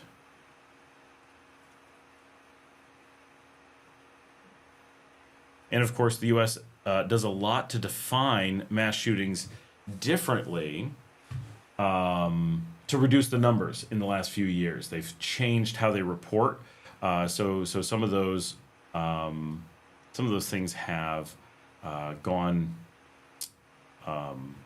seem to have gone down, even though the number of shootings has gone way up, right? So now this is from how long ago? Just a week ago. Okay, so this is pretty current. We have quite a bit of a month left to go. This is on CNN, but it's just a count. So look at that. So our worst year was actually 2021. Not surprising. But remember, we were talking about other countries in ones and twos, and now we're talking about the U.S. measurings in the 5s and 600s. Now, right now, 2025 is looking better, but like we said, there's one going on right now. And we have several weeks left to go. We have one of the more violent months going on. Even in 2014, the U.S. was out of scope with the rest of the world, but we've more than doubled generally since 2014. It is, to the best of my knowledge, actually true that the U.S. has gone down in mass shootings over the last 2 years. We do get generally uniform reports that the U.S. is less violent than it was. The COVID era created or was at the forefront of a massive uptick in violent crime in the U.S. and even more so in Canada, but then saw a big drop, or a reasonable drop after a few years. So starting in 2024, the U.S. got a little bit safer. Still, the most dangerous in the world for mass shootings. The thing about the United States is that when we talk about other places, Guatemala, Panama, so Costa Rica, we always say stands out in the region because when we talk about crime in Costa Rica, it sounds not that much worse than its neighbors, but then you realize that its crime is often against tourists and expats. And so as a tourist or expat, you go, ooh, that doesn't sound good. And when we're talking about everywhere else, right, from Argentina to Colombia to Mexico to Guatemala to Panama to Honduras, right? All of them, when we do talk about crime, all of them, it's gang on gang crime. Sure, some people get caught in the crossfire, and that's horrific. But the average life of a person, whether expat or citizen, is generally not impacted by these things very much. Some places it gets pretty bad and they start to be impacted. But on average, right, you go to Guatemala, even though from a crime statistic as a country, it's incredibly dangerous. But when you're on the ground in Guatemala, you're like, this is as safe as anywhere, and definitely safer than anywhere I've been in the U.S. Right now, I grew up in really small town Western New York. Yes, that was safer. But in general, right, average time in the U.S., average trip across the entire U.S. South. I can drive from Virginia to New Mexico and never be in one moment, no matter how rural I am, as safe as I am in Guatemala City, or as safe as I am in Atitlan or in Tecpan, right? So, and not that they're wildly safer, but they're a little bit safer. Now, if I go into, right, New York, Massachusetts, okay, I'll be safer, but just a little bit safer. So the type of crime, who is the targets, who lives in fear? In most of those countries, you know you're going to live in fear because you've made decisions to live in fear. I understand not everyone makes a decision to end up in a gang, and it's not always something that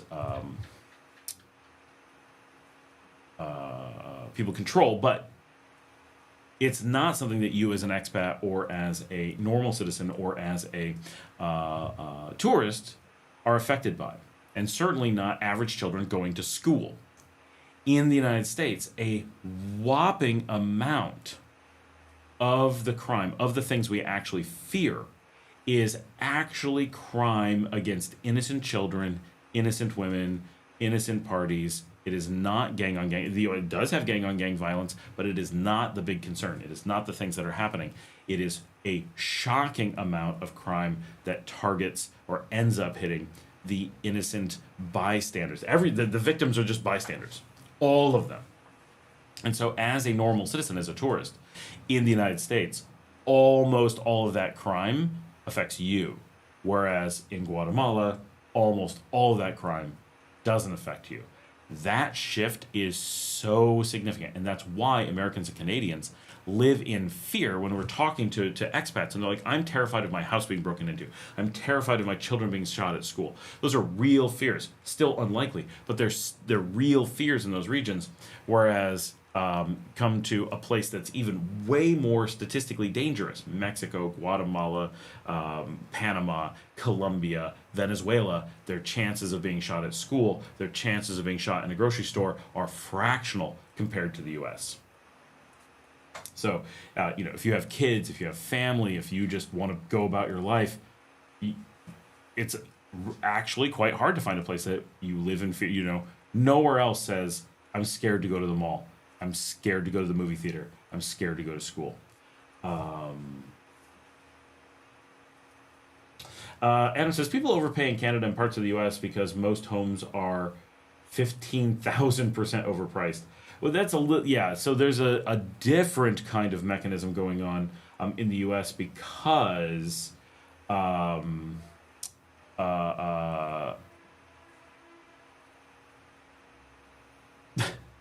because there's massive companies buying it and doing things to make the comps go wild and trying to jack up the prices. So there is a different scam mechanism going on in the U.S. to make the systems freak out, right? Okay, I just noticed. Adam says less land available because we keep selling it to the Chinese. But that just means we can just buy the land in China if that's what we want. I'm having a nice chat with myself. Alan says, Scott Coin, did you see the new Texas coin? I did not see a new Texas coin. I really don't follow up on these things very much because who uses this stuff? Texas coin price today. The Texas dollar. Oh, no, that's something different. The Texas coin? Oh, my gosh. For Texas by Texans, TXC is a fast and inexpensive mineable block coin-based cryptocurrency designed for generations of honest trade. All right. Mine with us. It's important for you to be involved in the creation and security of your money. Join the mining pool and earn TXC and help us grow. Okay. Texas coin is the future of money in Texas. Blah, blah, blah. Blah, blah, blah. Is a layer 1 blockchain. Similar to Litecoin.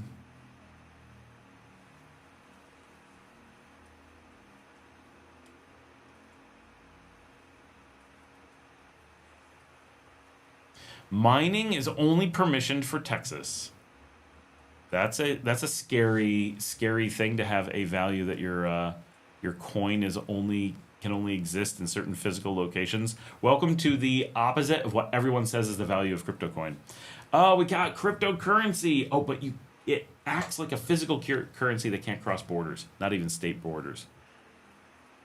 Okay.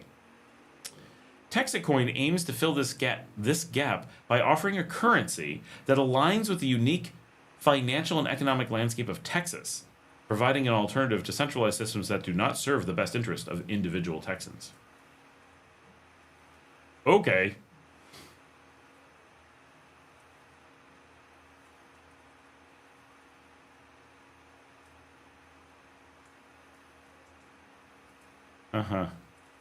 Yep. And it's just a digital equivalent of the Ithaca hour.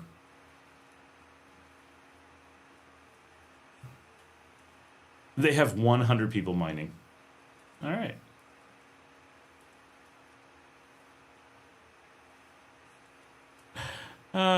These things. What's the value? Let's go look at what the value is. Loading data. It keeps growing. It's currently valued at $2.20. Let's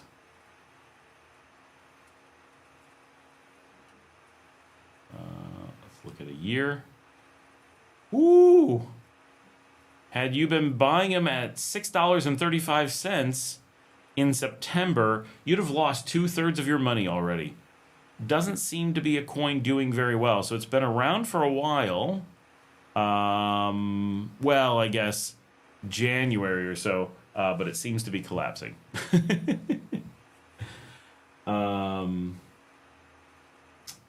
Adam says, I own 69 fart coins. Free coach Ron Williams. Hi there, Scott. D Fortune. Hey, hello, Scott. What is your medicine cabinet? I know it's a strange question. What's in my medicine cabinet? I don't have anything like that. My wife keeps a couple things. We have ibuprofen and acetaminophen. I will not take acetaminophen. I'm like allergic to it. It's not gonna kill me or anything. It's just I don't feel good. It gives me migraines. The only normal medicine I have is ibuprofen. And then because I normally have something left over and it is the thing that works for me, I do keep amoxicillin in many cases. In general, that's it. I don't use medicine or see doctors, so I have isopropyl alcohol in the house, baking soda, vinegar, Tums. Actually, we spend more time without them than with them. And then ibuprofen and maybe amoxicillin. That's like it. I have not seen a general practitioner for healthcare in 32 years, probably. Not a thing I do.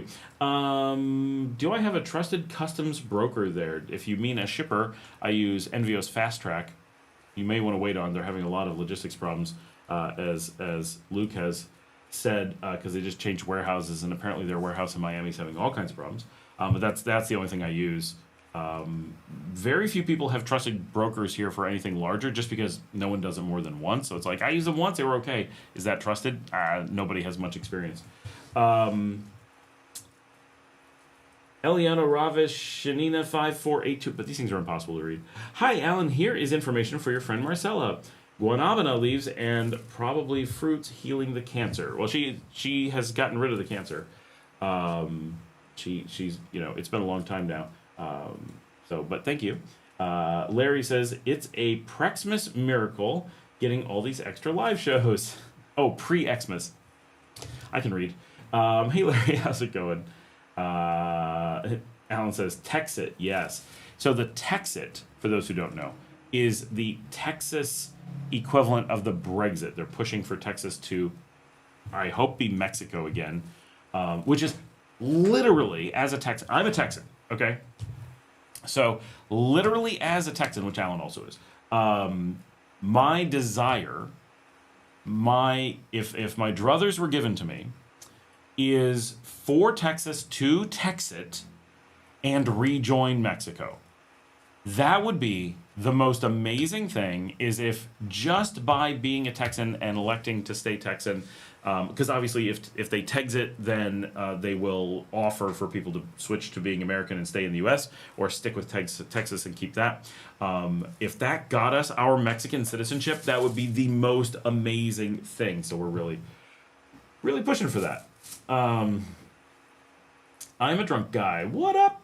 Back in the snow, wrapping things up before I head back to Hinotepe. Awesome. Well, not awesome that you're in the snow, but awesome you're headed back. I've been looking into that pure nicotine shipping, and one of the things you need is a customs broker. Oh yeah, very, very hard to get.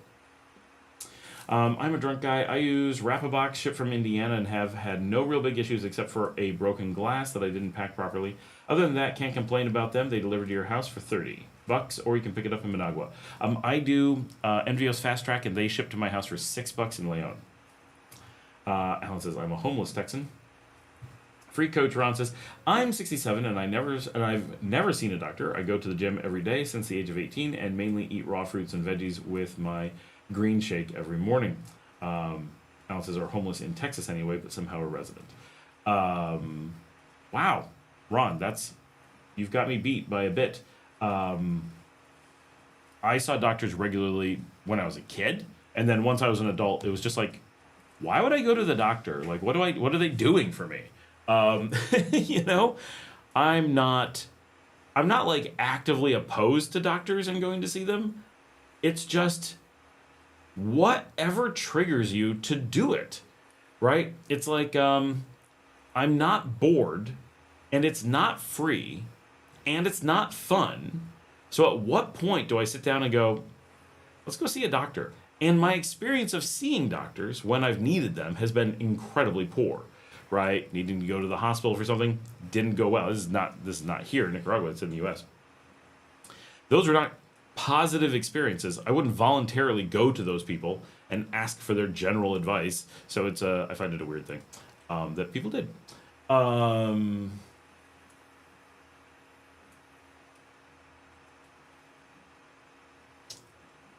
It says Texas joining Mexico. Just to be clear, Texas returning to Mexico. Mexico does not recognize Texas as part of the U.S. For those who don't know, it is already considered part of Mexico. That is just occupied. Larry says, I use Nicabox for 7 years. I receive 5 boxes per year delivered to my house in Managua or Leon. For the last 5 years, it's a proven track record. They're the one, to me, they're the old player. Like, everyone knows Nicabox. Yeah, Adam says, Florida should succeed and join Cuba. I don't think Cuba wants to put up with Florida's crap, okay? Don't put that on Cuba. Maybe Haiti would take them. I don't think Florida should succeed. I think the U.S. should secede from Florida. The rest of the country should be like, we're done with you. The irony being both St. Augustine and Havana were both capitals of the Spanish colonies. That is true. That is true. All right, I'm going to jump back to the comments we were working on. Hello, Scott. How likely do you think USA military action is in Nicaragua? That's a tough one. This is 2 weeks ago. And someone said, he's not going to answer that question. And then someone else said, again? Meaning, action again? That's a tough one, of course, because there's so many factors. Right now, obviously, the U.S. has military action against lots of our neighbors, Venezuela, Honduras, Colombia, Ecuador. There's a lot going on in the region. So is there a possibility of it happening in Nicaragua? Absolutely. Is the U.S. a little bit hesitant about coming into a place where it's lost so badly so many times? Yes. It's a bad look for the U.S., I think, overall, and I think they're starting to stretch themselves pretty thin. There is a possibility, right? Well within the realm of reason, Nicaragua could end up embroiled, like anywhere in Latin America, with the United States. From a love-lost perspective, there is none between the two, but is there something to come to Nicaragua and go to war for? No. The U.S. has very little to gain by that, and every new country that they antagonize militarily, the more and more countries are banding together, and Colombia is already calling for a Grand Colombian Union from Argentina to Mexico to counter U.S. hegemony in the region, and Latin America could crush the U.S. in the Western Hemisphere. It's a long shot, but Mexico's leaning that way. Colombia and Venezuela, I mean, the U.S. is pushing hard to drive Colombia and Ecuador and Brazil into the Venezuelan sphere of influence.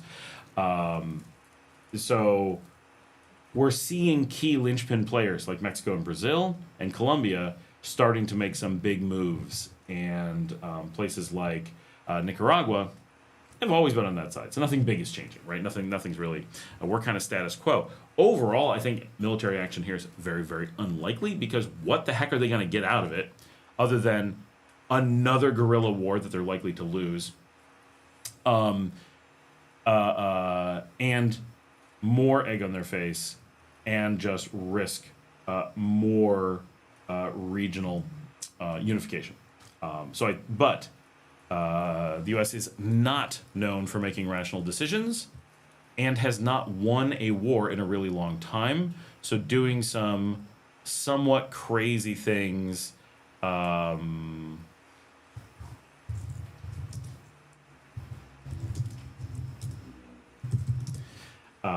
is very possible, right? The U.S. is collapsing its own economy. It's driving itself into the ground. It's not making any friends. It has no future in the paths that it's going down, right? That doesn't mean it's not going to change. It's not going to turn around. But the point being, irrational, self-destructive behavior at a national level is very plausible. And getting the average American to be so lost as to what's going on the world stage, to be like, oh, that seems like a good idea, is better than ever. Right, or better than it's been in quite some time. So it's plausible, but the lack of clear reason to do so, other than the personal vendetta that Rubio has against the success of countries like Nicaragua, and he needs to stop Latin American countries from being successful just because he hates Latin America. Yeah, that could be a driving factor, but it seems unlikely. Personal vendettas only go so far, even in the current regime. Florida's the last sane place in the U.S. Tell that to the people walking on alligators. I'm a drunk guy. The U.S. always dipped their fingers everywhere. I remember when Jimmy Carter went to Nicaragua to supervise the elections. So for those who don't know, the Carter Institute is specifically, one, founded by Jimmy Carter. It's a rogue organization that acts as a government organization to overthrow democracies around the world. That's what it is. His legacy is being the anti-democracy president. He actually put his name on the foundation that goes around trying to stop democracy in third world countries. Adam says, Scott, you must be a liberal Texan, hence why you bounced. I am not a liberal Texan. I am a leftist Texan. Liberals in the United States are still right-wing. I am actually left-wing from a political standpoint. Ask Alan. He'll be like, oh, yeah, Scott's definitely left.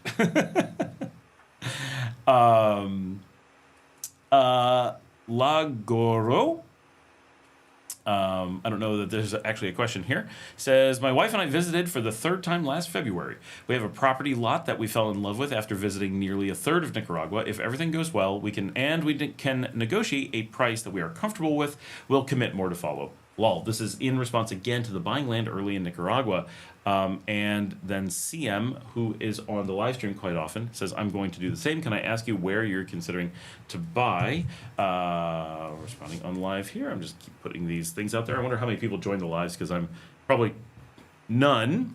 But so following up with the risk, right?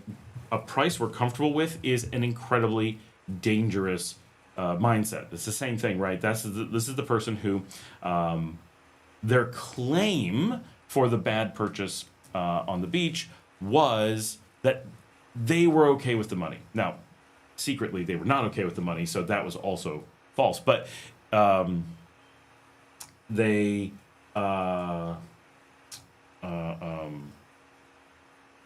if you said, how much did you pay for dinner? You say, well, I was comfortable with the amount I paid. Okay, but did you pay as much as the other people in the restaurant?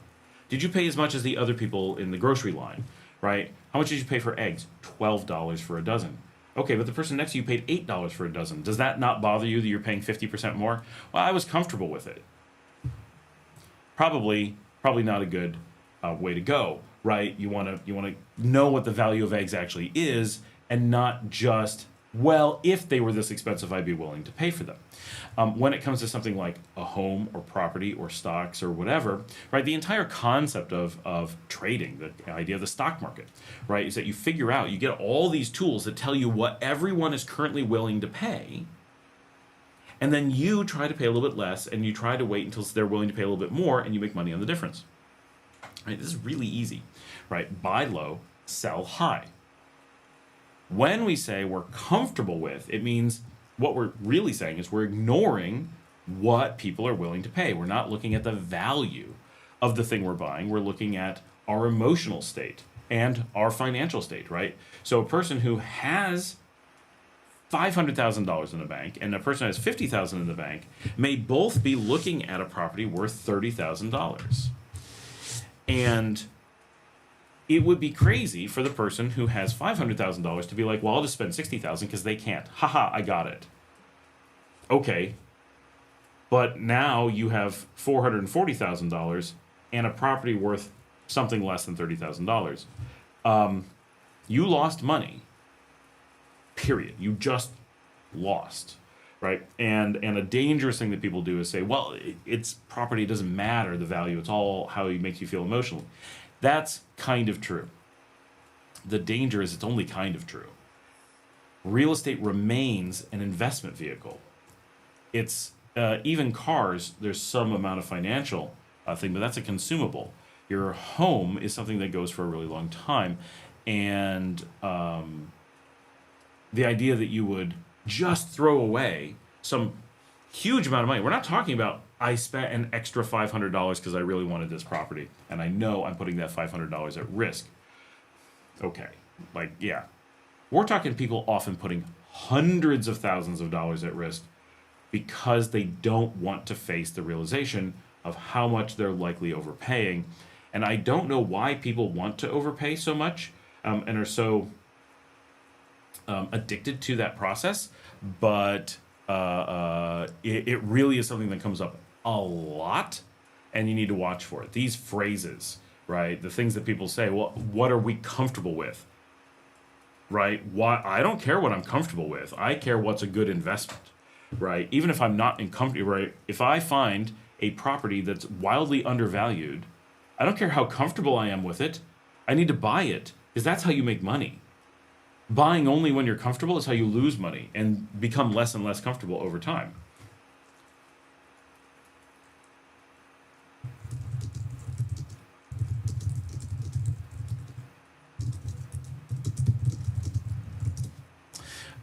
So just the same thing that we said before. I'm not going to beat a dead horse. I mean, I will, but not today. Just be aware that these are very easy to fall into patterns that lots of people, not meaning you harm, will repeat because normal people are taught through their whole lives from family and friends and teachers and schools and, even business classes. Because the people in those positions are rarely trained on logic, finance, whatever. And so these emotions are things that they regularly are going to repeat because to them they sound good. They sound like the right things. They sound like they're saying what they should say, right? Like, oh, if this is something that you can feel good about, you should do it. Sorry, I'm updating the laptop here while I'm talking. Right? It sounds like they're being supportive, but not telling someone the truth, not helping them realize the actual financial decisions, denying math, is not actually being supportive. It's being dismissive. And most people will be dismissive because being dismissive or being condescending, which are related, is easy. And most people, 90+% of people, react positively to being dismissed or mocked or condescended to than they do from being told the truth. Most people who are autistic are the opposite. They find it very offensive to be spoken down to or dismissed. But most normal people, and being autistic, this is something you really get driven home how much people, if you try in any way to be helpful, if you try in any way to be honest, people will actually say, stop condescending to me. And I'm like, I just treated you like an equal. I treated you like a person with a brain. And then you turn around and you treat them like a child and just tell them what they want to hear or simplify things or give them misinformation that just hurts them. They'll be like, oh, thank you. Now you finally understand what I want. And you're like, I literally just condescended to you and treated you like an idiot. And in a way that if you weren't an idiot, you should have noticed, right? Like it wasn't hidden. I found that a lot. I really found that in IT communities. When I was on Spiceworks, huge IT professional community, it was anytime someone got upset with the way you treated them, the answer was just be condescending, and they would turn right around and be like, oh, yeah, okay. Don't worry about it. Now you're being nice. I was like, wow. That was an eye-opener. Just how much condescension makes normal people happy most of the time. Awakened One, who's on the live stream quite often, I'd be curious on a video on cities or towns that you wouldn't recommend to expats.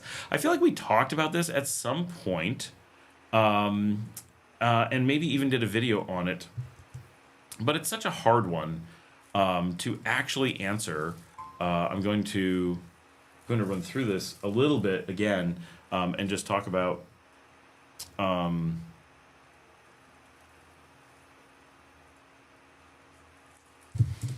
I do have a ticket that someone's asking me to look at. I'm not working right now. But my staff just asked me to take a look at something real quick, so we're going to do it in the background. So the places I wouldn't recommend for an expat, often like rural areas in the autonomous zones, like you're just getting so remote, it's hard to imagine that these places would be good, right? But let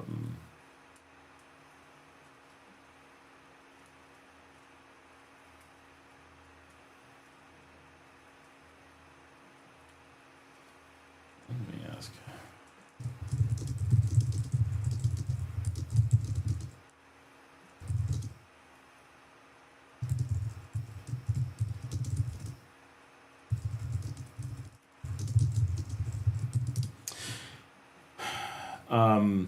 You know, there's lots of places like Chinandega, like that are fine, but you get very little expat support. There isn't a lot of the resources and stuff that you might expect in some of the other cities, the closer in cities, the bigger cities. So that can be a factor, but in general, it's not that much of a factor. You really can go almost anywhere depending on what it is you're looking for. It's way more what you're looking for. You know, for a lot of expats, Leon's the wrong place, right? But in, you know, for a lot of expats, San Juan del Sur is the wrong place, right? Why? Because there's other expats, right? It's just, but for tons of people, each of those is right. So it's hard to find a spot that would really be bad for expats.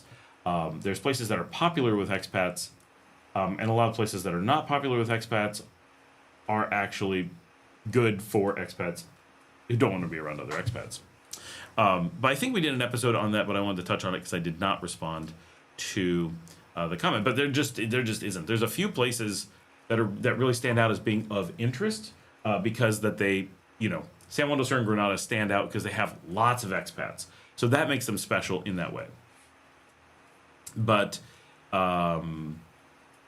there's tons of small towns, tons of medium-sized towns, tons of small cities, and a few big cities where there's basically no expats at all.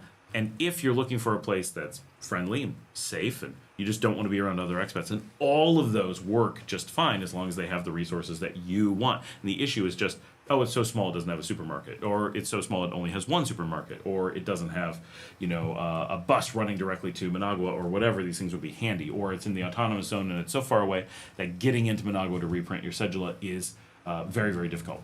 Whatever. Those kinds of things exist, but they're so easy to be like, oh, okay, that's 5 hours farther, so 5 hours. It's just a factor of the 5 hours, right? Not of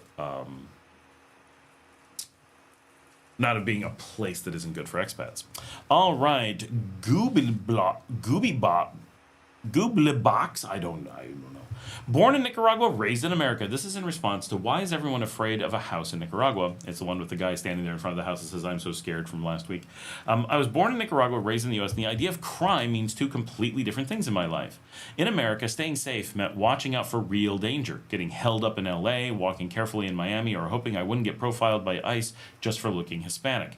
So important to note, the United States this is most people's experience, fears of violence and arbitrary detention. Those are things we worry about in the United States. He says, but in Nicaragua, crime feels almost harmless by comparison. Someone taking a few lemons from my tree or grabbing something I accidentally left outside. Two countries shape me, but their sense of danger couldn't be more different. And this is one of the best write-ups that I've seen of exactly what I'm talking about in so many cases where I mention my experience of when people tell me I'm in danger in Nicaragua, they're often talking about these kinds of differences. I'm going to probably do a video just on this as well. It's such a good comment. I really appreciate that. Googlebox put that in. It's exactly what it is. I have so many people make comments from America, of course, about how scary my yard must be because I try to keep people out. I'm trying to keep people out because when people got in, they stole my soap that I left outside, right? This is such a different thing than in America. Imagine an American being like, we had to do all this stuff because someone stole some of our soap, right?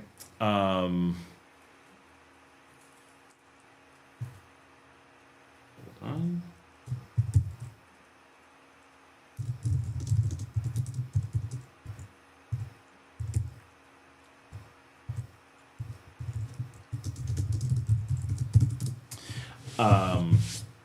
He was reading the wrong part of the email had something wrong in it.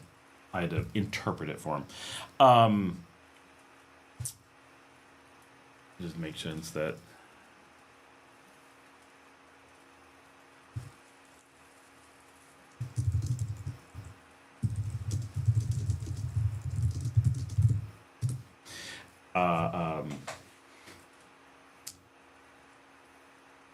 the idea of danger here. Every time someone tells me I'm in danger, I've learned to stop and ask, what is this danger that what exactly are you worried about happening?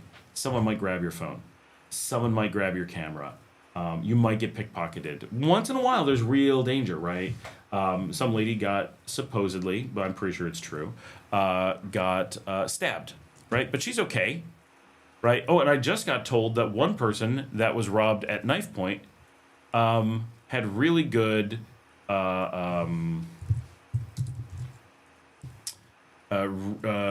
was made up on a really good source that it is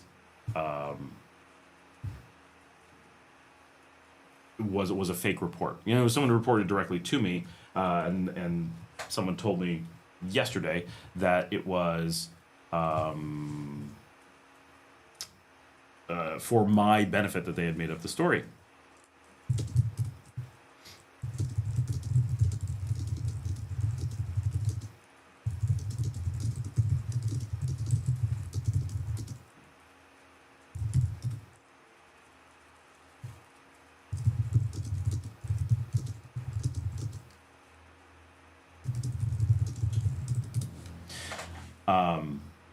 Just answering an important question. Someone said, oh, all these AI get all these things wrong. I'm like, the problem is you're asking AI for answers. AI is for writing things. It's for creating things. Searching is for getting answers. It'll trust me, use the right tech for the right thing.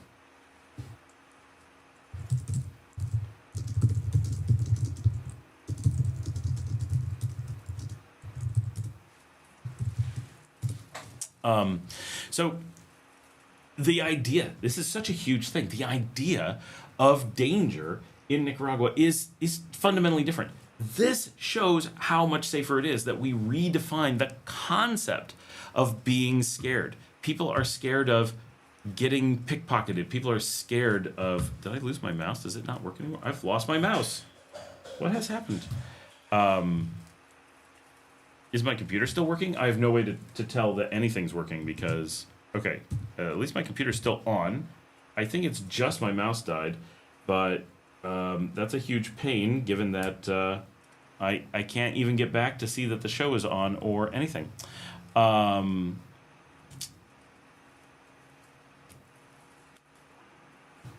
There we go, reset. Few things are as telling, few things are as dramatic as that, the complete change. Oh, so the person who got stabbed, the thing that was said was, they did the same thing 3 times. They went to a store and then came back on a tricycle, twice got held up, did not get stabbed, and the 3rd time they got stabbed. And people were like, why did they keep doing that? Like, that is not a thing you needed to do. There was lots of ways to not end up in that situation. Of course, you should never have to worry about being stabbed under any circumstance. You should never have to adjust for those purposes. But sometimes you could have avoided this. And for the rest of us who are like, oh, is that scary? No, we would have stopped after the first time, and it would not have escalated to being stabbed. So, yeah. On the topic of buying land, this is I'm a Drunk Guy, we bought during the event in 2019, 2018 at a steal, and that's where we built our house. Then just last year we bought beach land in Huehuete at a steal.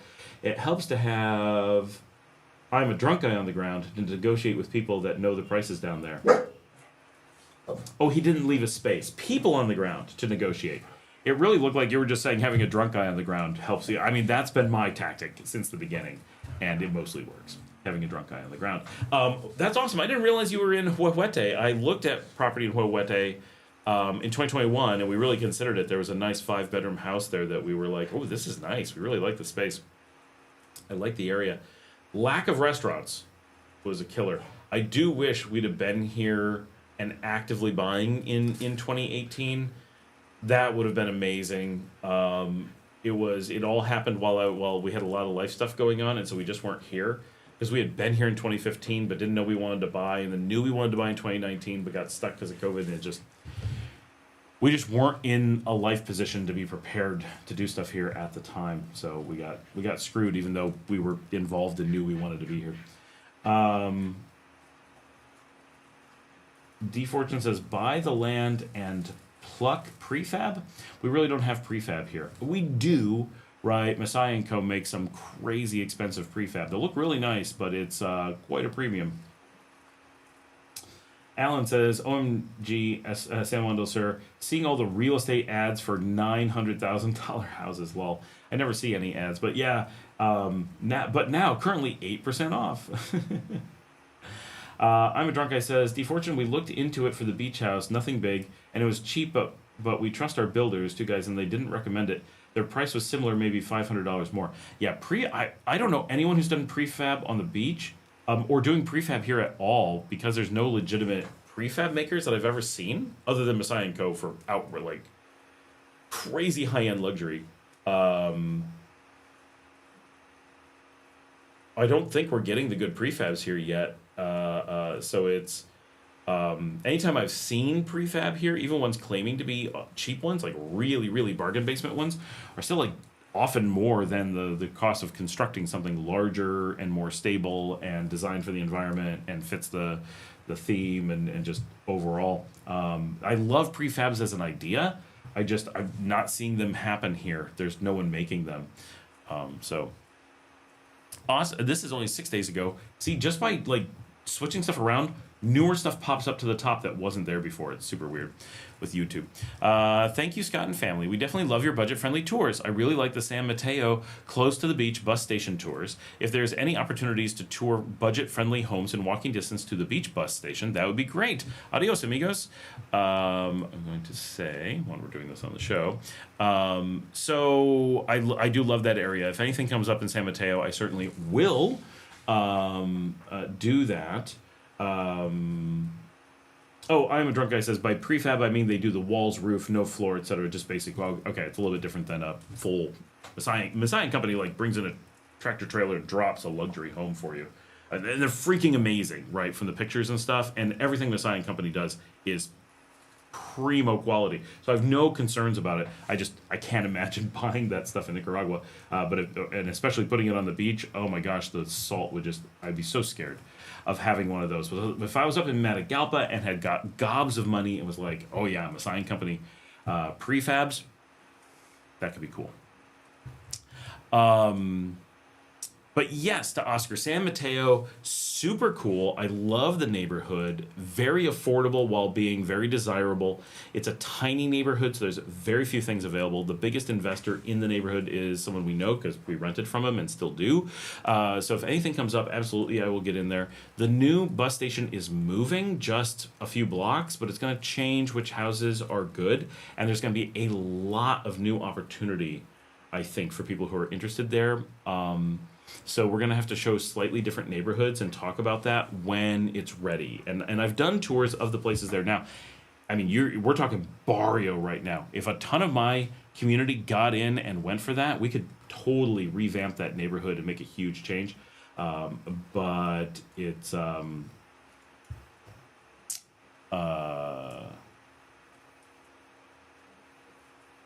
not something that's happened yet. And this is him commenting on the $200 rental house in San Carlos, Leon. So that's one we just did, but he's referencing the San Mateo because the San Carlos one, other than the breezes and like its general location, not a winner for anybody. Tim in Nicaragua says, I saw some videos, either TikTok or YouTube, about prefab houses being sold next to PriceSmart in Managua. Could happen. So there's 2 PriceSmarts in Managua. So do you know which one by any chance? And unless it's Messiah, I've not seen anyone doing that. That's interesting. I'm not surprised. Like, there should be, and we need to be shipping in the Chinese ones because they've got some amazing looking stuff at good prices. I'm surprised that's not a bigger thing here yet, other than it's so cheap to do non-prefab construction that it does keep them out of the market. But yeah, so for Oscar, pretty soon I hope we're going to be doing have some opportunity to look at neighborhoods by the news station. The road is almost open, so I will get out there and so forth. We will see. David Gonzalez-Afai, who we had earlier with a different question. Yes, also 2 weeks ago.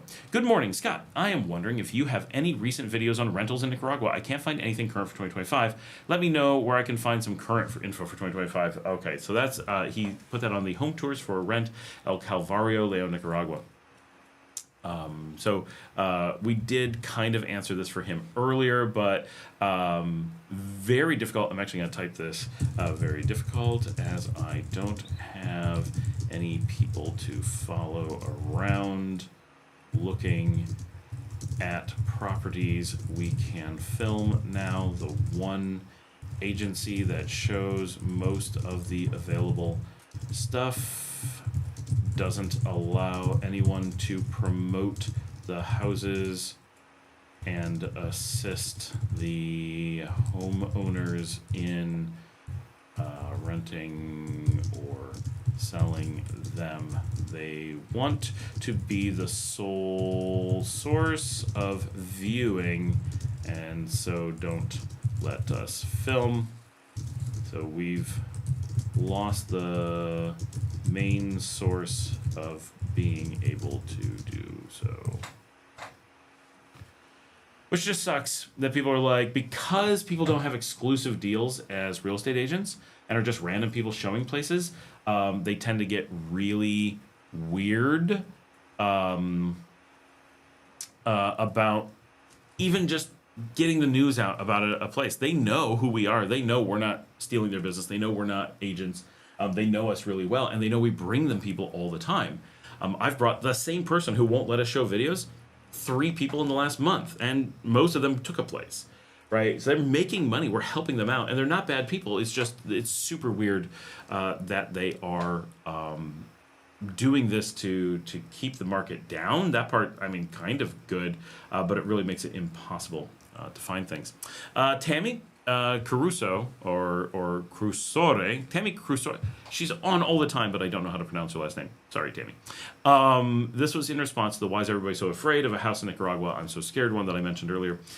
We live in Playa Gigante. We hired a crew to cut down a tree. Our doors were open, and we were robbed by someone in the work crew. Remember, rob means they just grabbed your stuff. It does not mean that you're held up. They took a significant amount of money, a watch, and a cell phone. Several other expats in the area have had homes broken into. Luckily, some of them had cameras and caught the robbers. We are a lot more careful now. It is easy for very poor people to feel okay about stealing from someone they think is enormously wealthy. That is a major factor, right? The differential in income is so significant that there is, one, a certain feeling that it's a thing you might do, and two,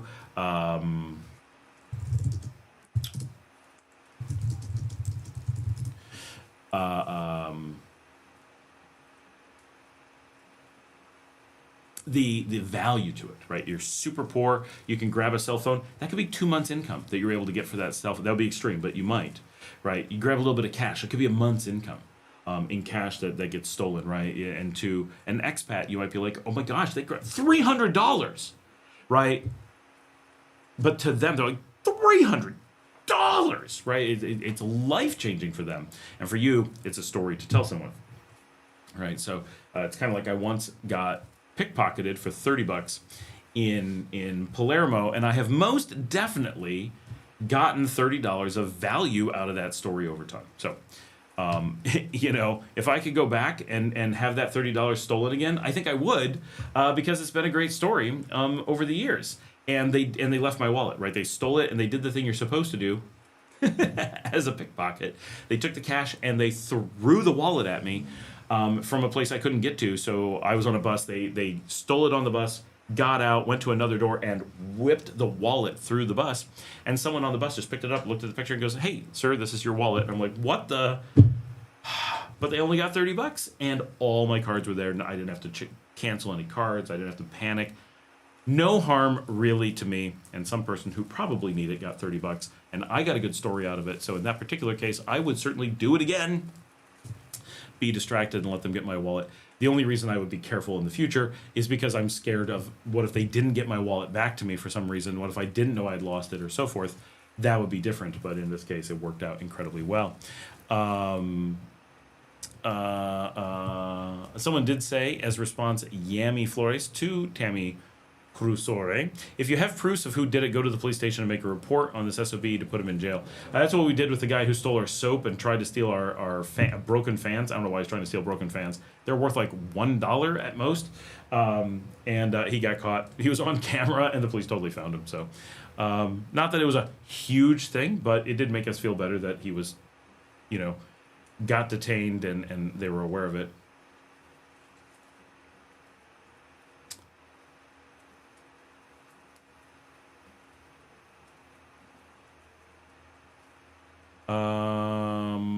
Okay, also in response to Nicaragua doesn't have oranges, no really, which is a little bit older. I haven't seen this one in a while, but this is 2 weeks ago. Joseph L. Anaruma, 9360. Hey Scott, I just moved into a house on Ometepe, and I have a huge yard with 2 mango trees, 4 plantain trees, and 2 what I thought were lime trees, but they may be Naranja agria. I pulled some fruit down, and they are kind of small, and some are yellow, some are green. I think they may be limes because they taste like it. Haha! I'm not sure if the fruit starts off yellow then turns green, or starts green and turns yellow. There are half of each on the trees. I do know that the only fruit to fall to the ground is always yellow, so I am of the mind that they go from green to yellow. I've only had a house for a week. Are these limes? I'm from Brooklyn, and I've never seen a lime tree. Okay, awesome. We're going to respond to this on... How far into the live are we, by the way? Is this like... I don't know. I don't know where it says anymore. I hate that they moved everything. I thought it was... 2.25 hours? Oh my gosh! This is an effective thing. We're going to have to do another live sometime soon and go through more of these comments. This apparently works. I thought we were like, went over an hour now.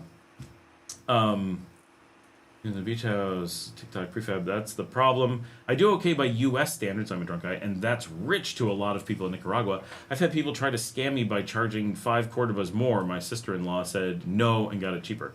Alan says, where is that? The wallet. Oh, Palermo in Sicily, capital of Sicily. Didn't the soap guy also break his leg? Yes, he did.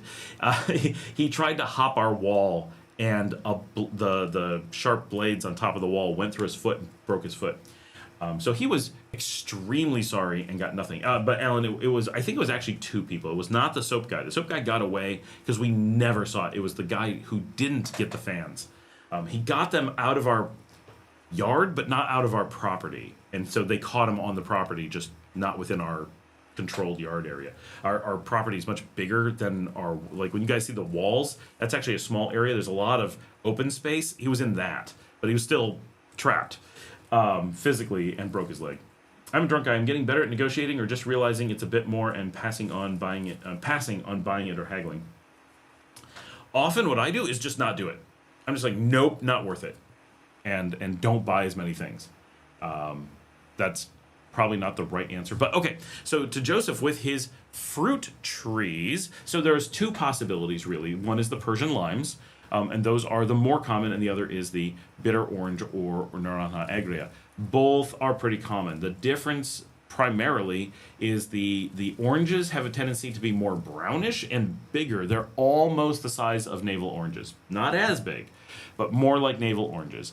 And limes are small and everywhere. The orange trees tend to be taller, but not tall, and the lime trees tend to be like really big bushes, but could be tree-ish.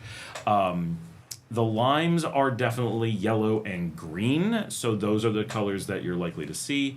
I'm used to limes hitting the ground green, though, so that's a little bit surprising, but it could be that you just have them they're very long and they're falling yellow. But the expectation from your description is almost certainly a lime. And honestly, if you just cut into it, it should be really clear. Or if you want to send in photos, for sure, just email me the photos and I'll eyeball it. But if you get one, both of them are completely edible unless you have a heart condition and you're on medication. Naranja agria is part of the grapefruit family, so you need to be careful if you have heart medication. Other than that, they are perfectly good citrus, just not ones you like bite. It's not like an orange, like a navel orange, where you're like, yum. No, you'll be like, it's so bitter. But you can make fruit juice out of them and just add a lot of sugar. They're great for cooking with meats or whatever. So consider those options for sure. The Naranja agria especially, that is like one of the main flavors of marinating beef here in Nicaragua. So a lot of asadas have them. But they're if you cut them, the limes are that very delicate outside with it looks like a lime, like you're going to make a margarita, right? And if you're not used to what that looks like, send me a picture. But that's, if you cut them in half, you'll instantly notice one looks like a small grapefruit with kind of an orangey thing going on, and the other looks like a lime, that you're going to mix with tequila and shove in in your beer or whatever. But chances are they're limes. I need to go out in the yard and show you guys both, because I've got a lime tree and a Naranja agria tree on different sides of the house. I actually have a bunch of lime trees that are starting to go, and we're attempting to grow lemons, but I don't know if we don't know if it'll work no matter what. Right now we're trying to sprout them. Okay, I saw this one. Maybe you guys can help me. The response is from Hockley Valley Coffee Roasters 4599, and it's from the video "Challenges with Employee Consistency in Nicaragua." Consistency is probably a better word there. I should rename that one. This is from 3 weeks ago. We are back to ability to communicate an idea clearly. Now to tackle government administrative requirements. It's kind of just a comment of that's what we need to do, but I'm not sure if he's saying like that's where I am or that's where he is or something I need to make a video on. Unclear. If anyone knows, post. Rebel Gran Ot1, who's on quite a bit, says 3 weeks ago, Scott, you need to update your information about Canada. In large cities, the crime rate is extremely high. For example, in Toronto, Ontario, groups of gangs are invading homes and, in some cases, killing the homeowners. Walking the streets in downtown Toronto is also very risky. People have been shot, which is crazy. There's very few guns in Canada, because they were close to a gang dispute, which we're used to in the U.S., right? But I'm from Rochester, New York. Like, that's par for the course. Other large cities are also having high crime rates. Canada is starting to resemble many areas of the U.S. So the problem that I have is that Canada doesn't release actual statistics on their country, or if they do, they're years late. And because of that, for me to go out and use any statistics on Canada, I'm relying on people I trust, like Rebel Gran, who's been on the community for a long time, and I know is not putting in years of work to try to trick me about the gang violence in Toronto. And we don't have statistics on it, and we don't have a good way to report. Tons of Canadians are reporting the same thing. I would say the majority. Many have not been there in a while and are like, I don't believe that's true. And a lot that are coming from there are like, it's terrifying. I do think, it is my personal opinion, that many Canadians are probably witnessing U.S.-like violence for the first time on any scale, and because of that, are more sensitive to it. Probably if you put Americans in Toronto, it's my local large city, it's where I grew up, I bet those of us from Rochester would still be like, this isn't really very scary. But the Canadians are like, it's always been so safe, now it's really scary. There's, like, Nicaraguans would react the same. Like, they're not used to violence. They're used to pickpockets as the worst thing. Phone snatchers. So that coming from a place of being so safe makes any violence seem really scary, and all violence is bad, of course. But coming from, like, the U.S., where it's just a war zone all the time, it seems, and again, it's not actually that bad, but it feels that way, Canada always feels safe. So my expectation is that Canada is not as safe as Canadians perceive it to be, because they're being hit with this level of violence they aren't prepared for.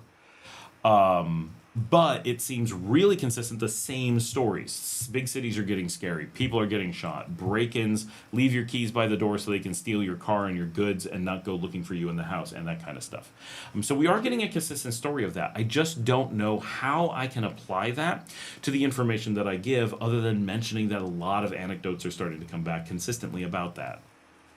This is her response to the video, viewing Latin America as an entity. That I did about a month ago.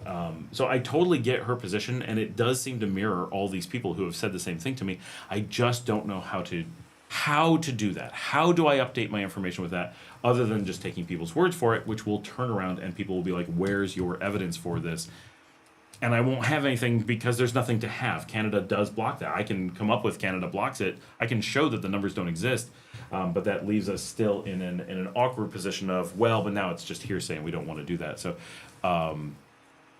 it's a difficult one. Let's just say that. But thanks, Rebel Grand, and all the other people who have hopped in and given that information. It does give us a lot of faith that that is very likely what is happening. Trucker11172 hopped in 2 weeks ago. Notice 3 weeks ago for the last one. Now it's 2 weeks ago. It's supposed to be in chronological order on the challenges with employee consistency in Nicaragua. Hi, Scott. New big fan. Watched a few hours of your videos already regarding my question topic and still have a question. Do you have an email for a specific question about work in Nicaragua? I do. And so we'll just mention this. And I don't know why I'm putting the link on there for the live, but it's Scott at LatinAmericanLiving.com. And there we go. Also, while everyone is on, give a thumbs up on the show. It does help a lot. It really does. And we have lots of people on. This is really great. This is an awesome Saturday afternoon live stream. Really glad to be able to do this. This is from Te Naranha 788 3 weeks ago on the white folks tanning in Nicaragua UV protection video. I still wonder why I tan or burn so easily on Corn Island and in southern Mexico, coastal Oaxaca and Yucatan. But like you say, never burn in Nicaragua and Pacific beaches. All the above are sea level and Nicaragua is same or closer to the equator. I've never figured it out. So I don't have a real answer for this. So just to be clear, I'm speculating wildly and I'm not this kind of scientist. But my guess is that the Pacific roiling coast puts more salt and moisture in the air, which at low altitude is blocking UV that at the higher altitudes would not be blocked. So other places without that same rough water just don't have that. We also have the Sirocco dust. Maybe that's a factor. But Caribbean coast doesn't have the roiling waves to create that low level barrier. That is my guess. That is the thing that I feel is different. Or Pacific coasters just don't spend time laying out the way that Caribbean coasters do. There is something about being on the Caribbean, and I mean this, when I go to Belize, I have much more of an inclination to just lay out, not that I'm going to do that, but to like sit on the beach and do nothing compared to the Pacific. Also, the Caribbean beach we have a tendency to do in the morning because the sun comes up, but you don't go in the dark and wait for the sun to come up. You go after the sun's up or just as it comes up, and then you have this long period as the sun gets higher. So that just when you tend to react with the beach or interact with the beach may be a factor. In the Pacific beach, what we tend to see is people going out to the beach late, 3 o'clock, 4 o'clock, when the sun is already low and those sunbeams are being blocked by long horizon, and they watch the sunset. You don't get sunburns at sunset. So because the Caribbean has very much of a I'm out for breakfast and lunch, sitting out kind of thing, you got a pretty high sun with that's pretty close, not a lot of air in between you. And Pacific, you have a tendency for it to be very low. So those factors could be very huge, but I'm just speculating on a number of different things. Alan says, heading out, guys. We are headed to the Central Park for Batidos and to see if people that take Christmas photos are there for our annual photo. Awesome. Have fun, Alan. I am going to, for everyone who is on, I'm going to Antorches with my wife and Marcella. Marcella's already at Via Via. There's a ska band playing right now. Check nicarumba.com for all the information. But Antorches, which is right across the street from Gecko's, is doing a anniversary show, and Revolver is playing tonight, and they are playing acoustic, which I've never seen them do before. So we're going to get a little bit of them playing acoustic. We're going to try to record some as Nicarumba. So definitely head over there if you're going to be around, if you're into the Pearl Jam kind of scene. What's going on? Hold on.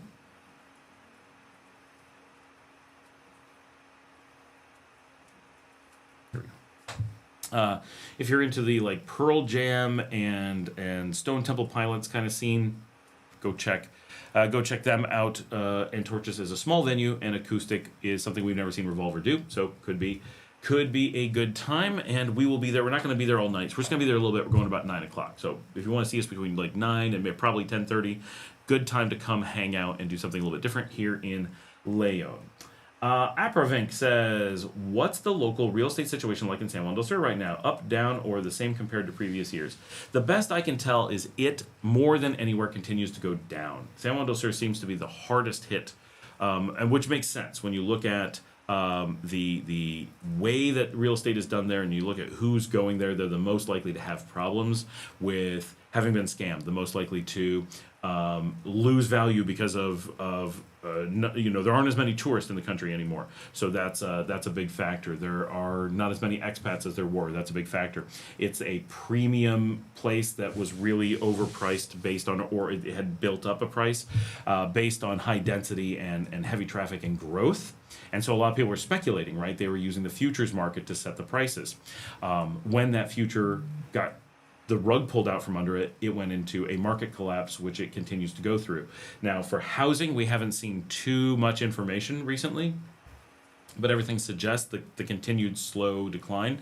But the bigger factor is that we have seen an unbelievable uptick in businesses, long-term, well-established linchpin, cornerstone businesses in San Juan del Sur, either going out of business completely, just failing, like the Cerveceria or the brew house, or going up for sale, which is a death knell for most, and that means they're desperate and we're unable to find buyers. We're unable to make the business work themselves. You don't sell functional businesses like basically ever. So the indicators, the big market indicators on San Juan del Sur are very negative still at this time.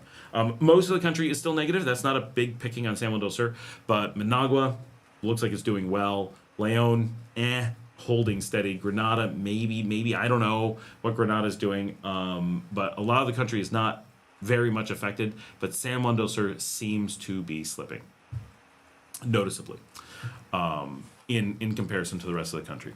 Brian McCarthy, 98, 4 weeks ago. We're catching up a little bit here. You can see we should do this at least once a week, right? Speaking of the beach, this is real estate market impact of Nicaragua beach taxes. Speaking of the beach, can white skin safely tan under the Nicaragua sun? If so, for how long do you recommend tanning white people? That is actually the one that caused the video white people tanning that it was a whole video. So someone made a rude beer comment that no one agreed with. Ketty K, a segment about shoes would be helpful. Oh, we actually did that segment, so we're doing well. That one I gotta watch the video and figure out. They just want to know what something is on the video. Can I make a step-by-step of buying property? Oh, okay, here's another one. Hustle for expats in Nicaragua, best income source. A month ago, Patriot 1234100 said, "Thanks, Scott. I intend on moving to the San Mateo area due to a video you did. I am a CPA who works as an outside controller, CFO, for a small business. Almost all my work is done online. I intend on keeping some clients who don't have a problem with me being out of the country. I will fly back a couple times a year for a face-to-face where they can come down and see their accountant, which is all business related, so it's tax deductible on both sides. My Social Security will be enough to live off of, but the extra income will be nice. Do you have any idea what a small office costs in the San Mateo area?"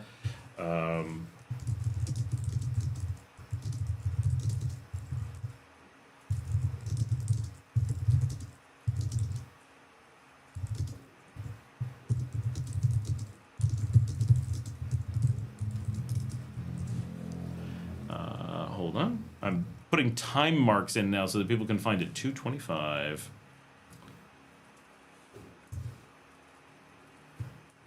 All right, Patriot, thanks so much from another Scott, the Patriot, in Cali, USA. So San Mateo is fantastic.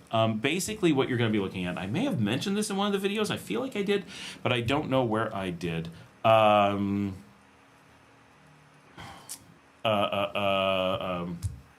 Sorry, distracted already. San Mateo has no office space. None. Not a single thing. Most of Nicaragua is going to be this way. The idea that you're going to have like office space rentals is relatively rare. But you can put an office anywhere. So it's not a problem. It's just no one's making office space in most places. Managua, of course, has office space. Downtown Leon, of course, has office space. Like those things. But when you get into the barrios, the idea of an office in the barrio, not very common. What you do see is entire houses where the front of the house is used for a doctor's office or an accountant or a lawyer or something like that. Very common, but that's the professionals with their in-house offices. You kind of know what I mean. When you want to have a separate office, which some people like, and I think you mentioned, oh, not a big fan of working out of where I live from, so I get distracted. So yes, it was you. The easy things are, for example, where I rented an apartment that I really liked, or where Marcella rents a house, is just one street apart, right? So you're extremely close. I mean, extremely close.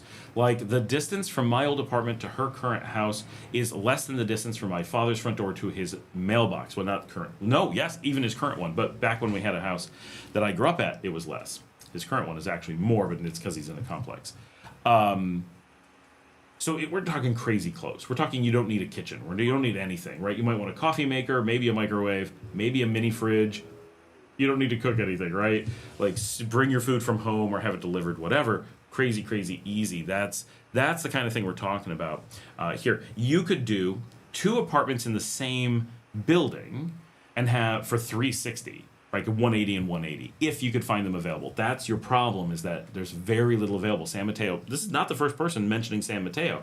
San Mateo is highly desirable with very small volume. So what are the chances? I know there's 4 apartments, but they're all full right now. If you can get in, you can end up with 2. If you can find a house like Marcella's, she's paying $200, right, for a 3-bedroom house around the corner. You could totally go for that and get an apartment. Or get 2 houses. You're still only at $400. Or if you get a larger house, they're going to go up in price. She definitely has one of the more affordable ones. But you've got a bit of San Mateo. All of San Mateo is walking distance to everywhere else in San Mateo in about 10 minutes tops. Most, far less. That is the 2 farthest points, right? But there's only maybe 30, 40 houses. Maybe it's more, 50 in San Mateo. So you're looking at a very, very small area. So it's going to make it very difficult to do what you want to do, only because of a lack of availability. But if you find a place you want to live, figuring something out temporarily until a place that opens up that you want, you may have some flexibility there, right, for sure. And of course, put up with having it out of your house for a little while, and that may make it better while you look. Not far away, there are what we call modulos. That's an actual office here. So look for that word. That's very confusing that's what they call them. So at Dr. Coffee, for example, which we talk about a lot on the show and I go to a lot, Dr. Coffee does offer modulos on their 2nd floor. And I think they're only like $100 a month because they're tiny little offices. Like, they don't have a kitchen. I don't know if they have a bathroom, like that kind of stuff. Just a little office. Those can be very cheap. I know that some people did like Spanish classes up there. So that may be something that makes sense. Also a month ago, Lenny Joyner 9600 says, we don't need to see you, we can hear you. Okay. Sorry. That's on the Traveling to Matagalpa, Nicaragua with My Family video. On the If I Only Got to Bring 1 pair of shoes to Nicaragua video from 3 weeks ago, again, YouTube jumping around with the stuff. Jay Chica, who's sometimes on the live stream, said, good question, but I do have a suggestion. Although the weather is hot, make sure you bring some socks. I got very sick in San Juan del Sur with a stomach bug, and I got very cold in my feet, and none of us had socks. I have a lot of socks here, but I honestly go months without putting a pair on. Months! I actually go months without putting on a pair of socks. I must own 40 pairs of socks. It's really funny. Rebel Grand asked, what are the UV ratings in the Nicaragua mountains? I have no idea. We'll have to see if we can find that at some point. I am a drunk guy. For the smokers that travel, Managua Airport has a smoking restaurant bar, which surprised the heck out of me. Never seen one at an airport. I've been to a lot of airports in the last 2 years that have them. They're still around. I don't smoke, but my business partner does. we've been places together, and he goes smokes, and we'll go to restaurants just because they can smoke. And so I know a lot of airports we've run into them. Tony says, I remember smoking on the plane was great for a 12-hour flight.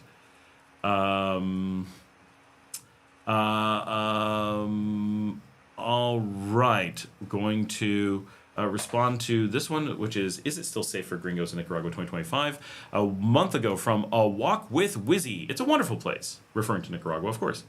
The people are very friendly. My Spanish isn't the greatest, and I always get them to laugh. I have always felt safe. I have been many times. The driving is very different from where I live in Canada, for sure different than Canada. There are motos everywhere, and they weave in and out of traffic. Scary driving. It is very dark at night. Bring a flashlight or headlamp. The food is great, lots of fresh vegetables. I shop in stores in little nearby towns and find the prices to be excellent, particularly compared to Costa Rica and Canada. It's a very poor country, so any help you can provide is appreciated. Food, buying their groceries when you are standing in the line. The children need puzzles. There's a big lack. Some children are learning English, but it doesn't matter if you only speak English. If you only speak English, meaning as a foreigner, it's fine if you speak English. The people are kind, loving, and grateful. I recommend visiting. Hold on, just got a comment there.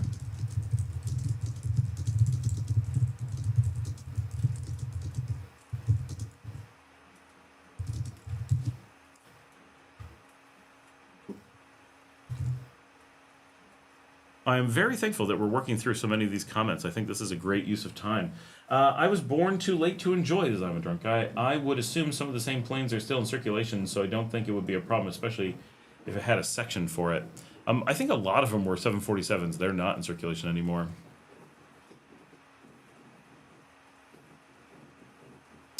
Tammy Cruzore responded to the Nicaragua ranks first in regional healthcare 2025. She said, Scott, I agree with you about the medical system in the USA. I'm a nurse and worked in the medical field for over 40 years. Although there are many great and skilled professionals, there's a lot of underlying corruption for profit. Was glad to retire and get away from it. All right, we are going to call it at that point. We have been on for a long time. We got a lot of good people on. This is great. I really appreciate all the people who are on and joined for the live stream on a Saturday. We did well over 2.5 hours, which I only meant to do like 45 minutes. So awesome. We got lots of views, did a lot of things. Please take a moment to give a thumbs up. If you're on a TV, whatever, use the remote. It's easy to do. If you want to support, of course, buy me a coffee at buymeacoffee.com/Scott Allen Miller. Hit that join button down there. Leave comments after it. Share with someone. I haven't said that in a long time. And I will see all of you guys tomorrow. Have a good night, and join us at Antorches.